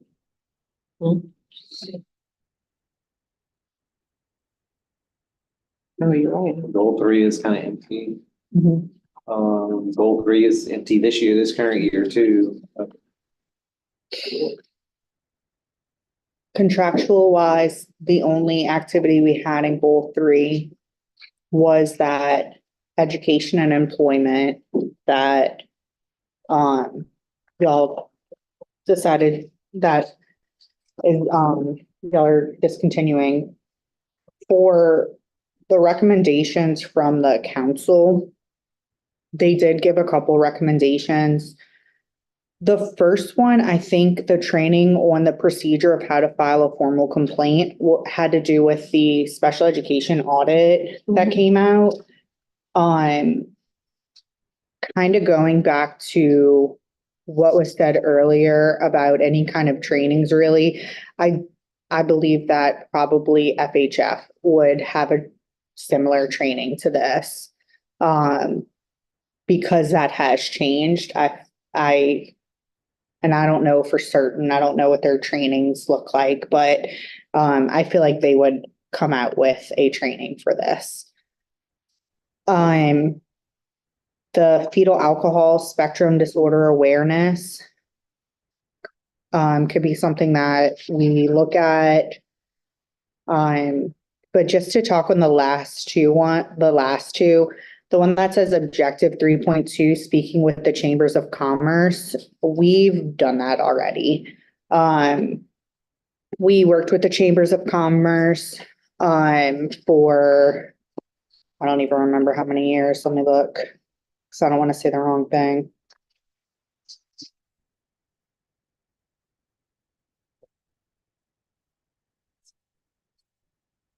Oh, We worked with them for 2 fiscal years. It was part of our 5-year plan, one of the activities, provide financial support to conduct seminars with the chambers of commerce throughout the state on the benefits of hiring people with developmental disabilities. So we did it for 2022, fiscal year 2022, and fiscal year 2023. This fiscal year, kind of like what we talked about with the videos, we can still push those out. We do have them recorded. I know the area that I remember you mentioning, you really don't have anything for. Is it possible to look into getting a contract for early childhood? Maybe that could be some funding. Maybe look into Early Step, because I know Early Step does a lot of consulting work. Maybe, some early childhood training for students with disability, because I know that was an area that y'all identified that needed to be addressed. and then can y'all give us some, I'm sorry to go back, about the accessible sexual education? It says it's ended, so if we wanted to do like a new training, the training y'all had did not work out well, or? So the one that we did in the past was you had to be 18 or older. I know some of the focus of what the council has talked about over the last year has been more school age. Right. This one was more focused on adults, because again, we're looking at that self-determination aspect. We're looking at the healthy relationship component. There was exploitation of not just sexual exploitation, but other types of exploitation. But also sticking with adults just for whenever you talk about sexual education for children, it gets complicated for parents because you're trying to teach something that may or may not align with what that parent thinks about. So at that time, the contractor did not offer, and I don't know if they do now, but they did not offer training for anyone under the age of 18. Okay. Because I know personally, that was hard with having a disability, it's harder to have those conversations with parents, and parents might be afraid, how do I explain this in a way, to my child or even adult child that they, respect themselves or they don't get taken advantage of, but they do have a choice. Right. And then, and it's, I'm sorry. it's probably a really tricky subject. To go with that, I did some research. I reached out to it was actually 3 councils that had a similar activity on their plan within the past 5 years. One of the councils said that this was received very well. That council, I think, was like California. So Yeah, very different very demographic. progressive. So it was received very well. And another council, I don't remember which one it was, said that they really didn't get a lot of people, participants for this. I also reached out to 2, like curriculum writers, I guess, that have curriculum for this. So a contractor, I got some information.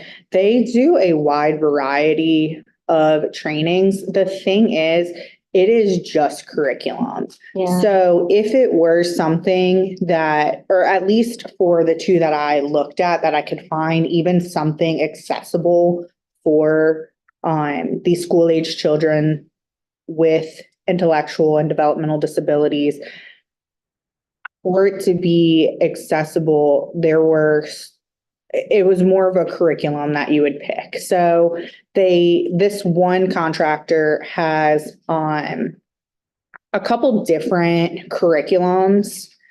They have one for parents in order to speak to their children about sexual education. They have one that's geared more towards high school. I think she said like 15 and up was what it was geared towards. And then they also have other ones like building healthy relationships. They have one specifically for people with high support needs, but there's a bunch of lessons involved in it. And there's not a trainer, I guess is what I'm trying to say. It is just the curriculum. So if this is something that and this is kind of what I put here, if this is something that you want to continue, it's gonna need to be with either someone that will do the training and has the curriculum, or you'll have to try to get someone to be trained on the curriculum to then turn around and provide this training. So either way, some kind of funding would have to be allocated for that. Okay. I have to use the restroom real quick, but I am liking Melinda's idea about the early steps. Melinda, if you want to maybe, Yes, let's look into the early stuff. yeah. Get something started with that. I mean, that's a good idea, and I think that'll work real good. Have y'all ever looked into this? This is just a suggestion that would probably help cover employment and education, like have some type of job fair and post-secondary education combining together, like for high school students, like the ones that are interested in attending the UL Life program, or those that want to do LARC or art. Have y'all ever considered doing some type of outreach where you put all that together? We have not in that capacity. I will say that YLF has a day where they get, they don't have employers, but they have LRSCOM. They also have, LAPI, which is the Louisiana Post-Secondary Inclusive Education. So they are also there, as well as some other, organizations, and the delegates at YLF are able to learn about those things and YLF is specifically for high school students. Another thing that when I spoke to Melissa at LRC or LRS, she said that they do a virtual job fair every year. And speaking with her and her staff, they are going to send that information once it's planned. So that way we can also push it out to everybody. So if anybody wanted to attend that virtual job fair. Have y'all ever thought about doing something for high school students that's with disabilities, transferring them over to getting them ready to go to college? We did. Mhm. How did that work out? We have a couple, I want to say we have like 9 post-secondary inclusive education schools. Couldn't we put no more funding towards that? Programs, yes, thank you. Well, we got legislation passed to establish in law essentially what we were doing via the council. So I don't think we can put more money toward, I think we'd have to advocate for more money within that fund that we had created. But we've already kind of established in law, we had the post-secondary inclusive education committee, what did they call themselves? Advisory council. Well, that's what it is in legislation. I don't remember what it was. Is that what we called it in? Post-secondary, the Alliance. The Oh, Alliance. that is Yeah. what it is, yes. The Alliance, whenever we were doing it, now it's an advisory council that is in state law. So we can't put nothing towards that. I mean, you can't put anything in that fund. I don't know what else. I don't know what you would contract with. Because that council is kind of supposed to be doing what that alliance was doing to some extent. So I'm not sure Okay, how well, you would go about repeating that particular if initiative. we can't do that, well, we can't look into doing the early steps. Or you can. Yeah. Yeah. I think it, Oh, no. It was just one of the things that that for goal 3, I believe Melinda was saying that doing some, I'm sorry, I don't remember now. I just know it had to do with early steps.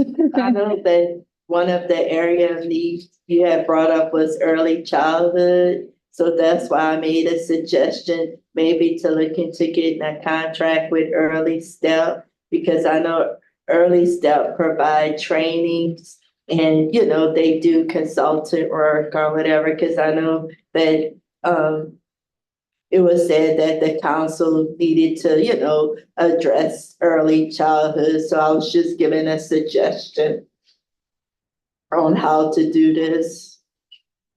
So possibly contract with Early Steps. Okay.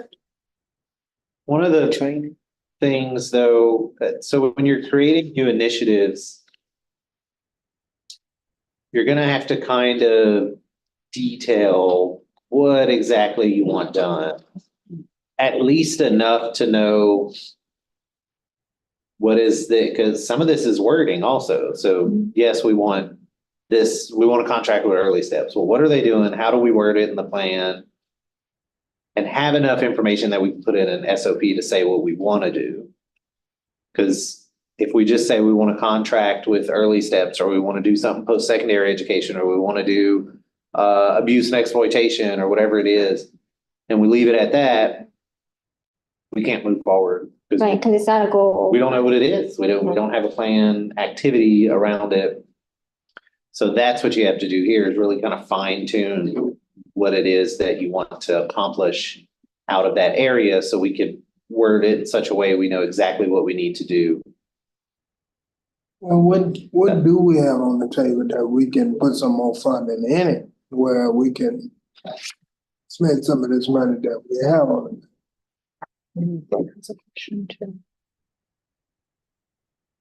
I mean, technically, we could go back to the other ones that we took the money out of. That's one suggestion. No, but we're not getting nothing. Yeah, I don't agree with that either, but I'm just saying that's technically one of the things we could do. So Lauren, I know it's a question, table, can I make a? Yes, I would, maybe stick with Melinda's suggestion, cause right. we don't Okay. have anything, we don't have any contractual activities in Okay. education or employment right now. Okay, I'm sorry. Yeah. And Brooke has her hand. Okay, Brooke? I was just gonna comment on the early steps. I wanted to know would the fetal alcohol syndrome fall into the early steps? I can't remember what all Dr. Wilson, I believe, was talking about with that, but I didn't know if we go that way, maybe we can go into the fetal alcohol thing that he wanted to address if we do early steps, but I'm not opposed to doing that education. So I think with the fetal alcohol spectrum disorder, he wants to bring more awareness. And so I don't know if you all would want to look into like training families of early steps on how to recognize the signs of fetal alcohol spectrum disorder. I guess that's something that we could look into collaborating with the Human Development Center on. And I have a meeting with them. I have a meeting with the network later this month, and Phil organized the meeting. So he wanted to discuss that particular item. So that's something that you guys could look into. I just bring up I just brought it up because he talked a lot about like us in the partnership between the HDC, like LADDC and HDC's partnership. So I was like, maybe this is the opportunity to like have I guess a stronger partnership with HDC since we do have these extra funds. I mean, in that instance, I don't know what they need, and we're certainly not gonna know that right now, but you could do something to the extent of just collaborating with Human Development Center on their work to bring awareness around fetal alcohol, whatever you words that. And then if you want to look at funding, we can just come up with an arbitrary number, and that is what we could tell Phil, this is what we have to help with our collaboration.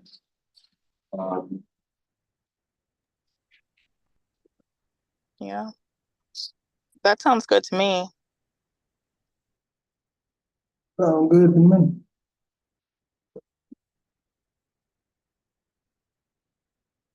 I'm trying to determine what goal it was fit under. It could be one of the, it's sort of, it could be all of them. I mean, so let's say if you put it in goal 3, we don't have a whole lot of stuff going on for education. Part of the collaboration that we would want to do with them is, can we focus more on the education side of things? What is their plan of as far as outreach and what they're trying to do to bring awareness? Where can we collaborate when they are focusing on the education aspect or the school side of things? I mean, or you could put it under um, 2, probably. Yeah. 2.2. Yeah, I mean, it'd be under 2.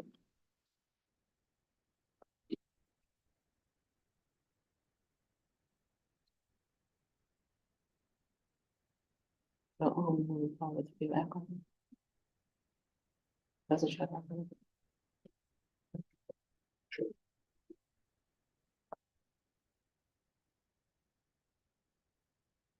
Well, I mean, maybe we could do training to,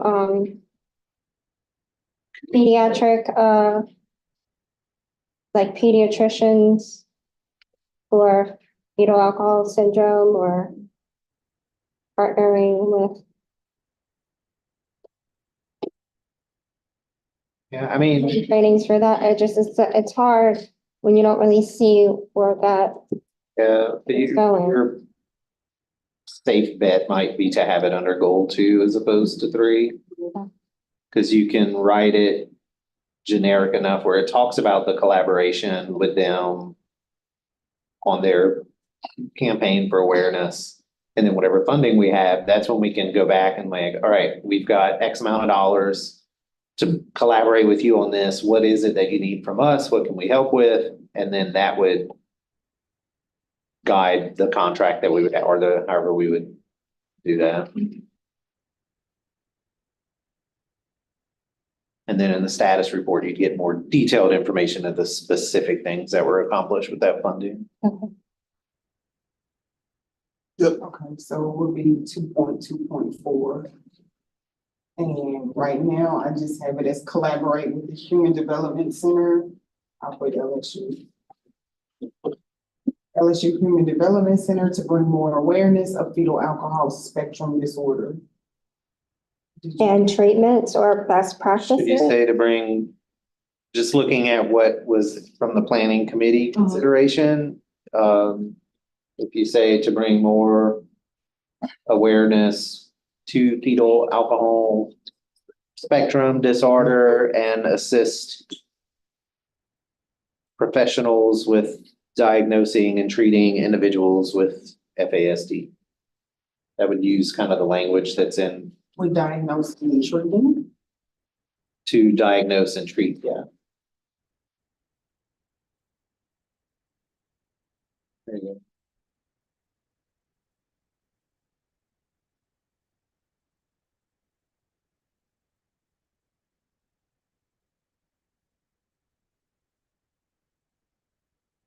Should we put anything in there about training them on? What you think? I'm not sure. Okay, yeah, maybe not. I only We- think You'd rather no. leave that out and let them work on that, because that's their Yes. goal, okay. Because at this, if you attach a dollar figure to it, then at that point, we have it vague enough where they can tell us what they need our help to Okay, get all accomplished right, good, and not bind us to, oh, well, it has to be a training or it has to be, okay, we might be able to use the funding to create flyers that they're gonna be handing out or Okay. that might be our contribution. whatever they need in their capacity, okay. Like, yeah, it sounds like we'll find that out later this month, but yeah.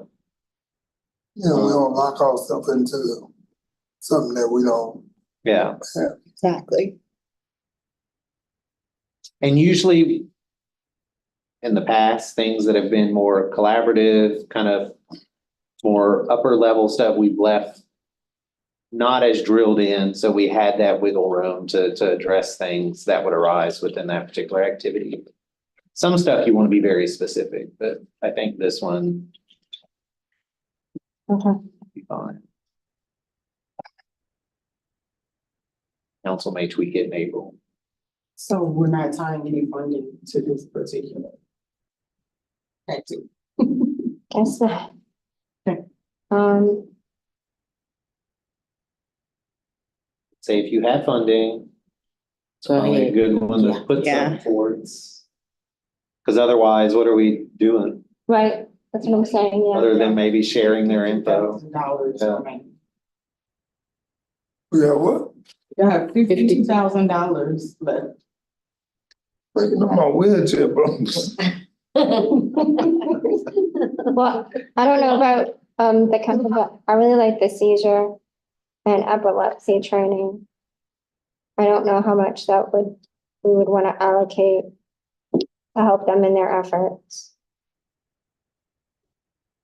Mhm. No. I know, I wish they were still here. No, that wasn't, they were here for the epilepsy and seizure. Oh, that's what you said, but. Seizure. Oh. Long days. No, it's okay. I know, I'm checking out too. I feel so bad. She was saying. I'm trying to Put money for the epilepsy. Oh, gotcha. To like support them in their mission. Oh, I didn't hear what you said. I just heard. I'm sorry. I thought you were talking about Going to this. That though, Lauren. Okay, I'm sorry. Do you guys want to make a decision about what approximate funding you want to recommend for this particular activity? I say about 30. 30. Is I say everybody- whatever's left. You $1,000. Very specific. And then I would think maybe, that's whatever we have left, maybe to the epilepsy. For them to do training and advocacy. What did they actually say? How much we got now? For training for schools 22. and compliance, because there actually is current legislation, but they said that schools, were not complying with the current legislation. This is me speaking as an ex-teacher, Yes. not as a staff Okay, person. Every year I had to take epilepsy okay. and seizure training Okay, so for that was. 7 years. Okay, no, I'm glad you said I that. will say that the training, we had to take it if a student in our class had epilepsy. Mhm. It was kind of like through the nurse, kind of like medical training, like a EpiPen training, kind of like that thing. So if it was a random seizure and this student didn't have epilepsy, then a teacher could potentially not be trained on it, depending on where they are. So I'm not sure what this legislation says specifically, but if I had to guess, I would think that LDOE will say that is, the training is up to each district on how they present that training and who receives it, unless that legislation says something very concrete, and I don't know what it says. Okay. One thing I did have a question about, I know we're trying to, like everything is gonna go towards like open meetings, having, like a Zoom or web-based, component. Is there a way that we could write something with the policy or put a price tag on, like equipment for these meetings? Because some agencies are saying they just don't have like the capacity. That's what I'm saying. Is there equipment that the DD council could own and say, okay, well, we do have the capacity, we have the projectors or the stuff. That, Ebony, would that be through the events activity? She's talking about the equipment for like meetings. Yeah, Yeah. like a projector, microphone. To make everything go with the new bill. Cause even like the workforce Oh, commission is dragging their feet, cause they say, you're the workforce commission, but you can't make it a web-based, cause you don't have the equipment, like that. Something doesn't sound right about that to me. I mean, Yeah, I think that would have to go through the events contract. We have an activity, Right. but the question, I guess you could add more money to the activity. You can. to specifically look at web-based technology to ensure open meeting laws are compliant. For who? You talking about for the council? Or Like the council would We have the tech for us. no, I know, but like have another set, so if like another organization's having a meeting and they're like, oh, we don't have the wherewithal or in our budget to make this meeting. Oh, to be able to like provide loan out, funding for them to get there? No, we would Like- own it. loaning out our equipment, spare equipment to an organization if they didn't have the equipment needed So they couldn't say, to do the open meeting. I don't know, that might be a Fed question Right. about, that was just a thought, we certainly have lots of sound equipment for in-person meetings that Right. we utilize. Okay.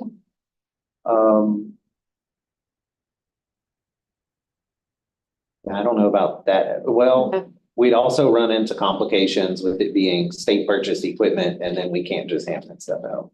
So, Right, okay. okay. If it went through the events contract, then it wouldn't be, it Yeah, I guess so. would belong to the contractor. And that would be back to the, yeah. Okay, so just for sake of time, Right, the transcriptionist and the closed captionist, she has to log off by 5. okay, So we have 9 minutes to appropriate this $22,000 that's left. But also, we haven't even touched the non-contractual activities. okay, So I want to just make sure we're aware in that 9 minutes, we have to do all of those things. We have okay, to allocate this 22,000 and we have to get through the non-contractual things. At least the things that Stephanie is recommending that you all add. I think that's really important for y'all to include in your draft. okay. If we want to discuss the other stuff at the full council meeting, if we don't get to that, then we can discuss it at the full council meeting, the ones that we recommended. Most of the non-contractual activities, I can tell you, staff's recommendation was to continue those Okay. items. Yeah. Yeah, I wanna just add the extra to the fetal alcohol spectrum disorder. Yes. Melinda, that's okay with you? That's okay, miss. Okay. Gonna go with that. Want to put chronic health, because I know that was another area they say that they needed to address was chronic health. But it, I'll add it to the fetal, Sorry. but that's just something else to consider. Okay. Yeah, I guess we're gonna go ahead and do that. Wait, where are you guys gonna put it? With, Oh, with fetal. all with fetal alcohol. Oh, so the whole 52,000? Mhm.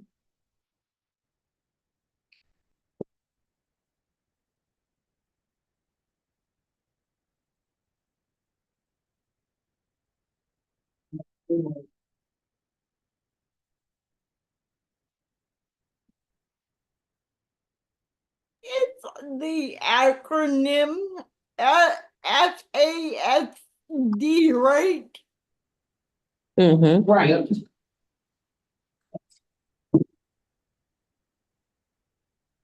And we did go through at least once the staff suggestions, correct, that did not have money allocated. No, we didn't get through all, but I can tell you that Stephanie had recommendations on the end of the status report, the planning status Okay. report. Yeah, for you I read all that to part. include, in each goal, Mhm. our federal partners recommend that we have an activity for emergent issues. So if there are Okay. emergent issues in community living, or self-advocacy, that we have an activity for those emergent issues that come up in our statements. Okay, And I just kind of made that up, how, like, I put advocacy and healthcare there. and I'm just gonna read Healthcare. these out, for the sake of time, under objective 1.1. We are going to include advocate for system changes based on emergent advocacy issues. This is recommended by By ITAC. ITAC. Under objective 2.1, we're gonna advocate for system change based on emergent healthcare issues by ITAC. And that was recommended by ITAC also. We're contracting out, Nope, we're not that's it. gonna do that, okay. We have to look into it a little bit Okay, more. but that is a good one. Okay, Ebony, The website overhaul, y'all, I'm sorry, I had to step away for a minute. But the website overhaul we put in the plan, right? yes, we did. Okay. And then Brennan, can you tell me what we need to do next? That's it. we can ask for any, well, this is our review of the draft on. And then are we getting to public comment and then the motion? Is that where we're at? Motion and take public comment. Okay, sorry. Okay. So, And then. right here. So I'm gonna show you guys, we're just gonna go over the plan really fast. So, and I'm gonna change these up here. I'm gonna change this because this will be 25, of course. So for partners, we decided to increase the budget to 115,000. We're keeping LaCan the same at 240. For advocacy events, we're keeping that the same at 30,000. We have decided to recommend an overhaul to the council for the website and plain language. So you all allocated 55,000 for that. Youth Leadership Forum will stay the same at 45,000. The voting training will stay the same at 30,000. We're going to collaborate with OCDD on abuse, neglect, and exploitation. You allocated 50,000 towards that. We did add a goal or an activity to advocate for systems change based on emergent issues for activity one or goal one. We're keeping people first, that people first initiative for the self-advocacy network at 25,000. We had to take out the funding for the council member training. For goal 2, we have kept navigating those systems at 30,000, and we added the activity to advocate based on emergent issues. We took out activity 2.2.1, the first responder training. We kept the emergency preparedness training at 50,000. We also added activity 2.2.4 to collaborate with LSU HDC to bring awareness to fetal alcohol spectrum disorder and assist professionals with diagnosing and treating FASD. And you all allocated 52,000 towards that. And then we discontinued the activity to build capacity regarding education and employment, which was $87,000. So those are the changes. I wanted to go over them before y'all made a motion. if someone has a motion related to the topic, Motion to move it. I second it. Am I allowed to second? Here. Oh, Can she? No, the chair cannot second, correct?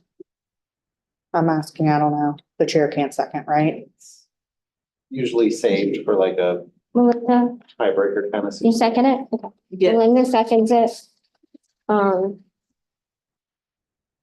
Is there any discussion? Any public comment?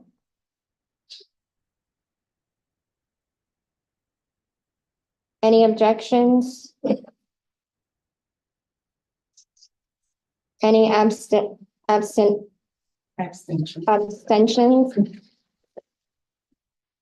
Can I have a motion to recommend? Oh, that was. Oh, that was, Okay, okay. sorry, that was the motion for us. So it just. Then I close the meeting or? So that was by unanimous consent, correct? Yes. Yes. And then that's all we got. Okay.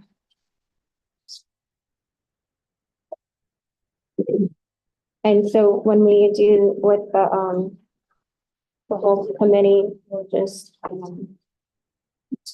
so they're the ones that we to do, or? So we don't have any public comment, right? I mean, nobody's here from the public to make public comment. So by unanimous consent, you all can adjourn. Okay. If there's no objections, we can adjourn. Jill, you're muted. We can't hear you.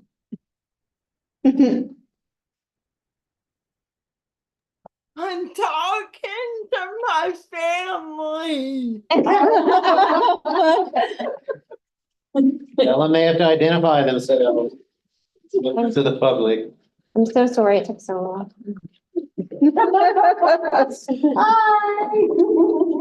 That's Miss Karen. Oh, my goodness. My time. All right, y'all, well, Get your. Thanks. Sorry it took so long. thanks for attending. Anytime. I came on a day that I was needed. Yep. Well, I was gonna go home this evening, though.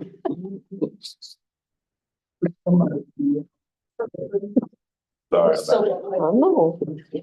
Oh, no. We're not muted, we are still live, so what's up?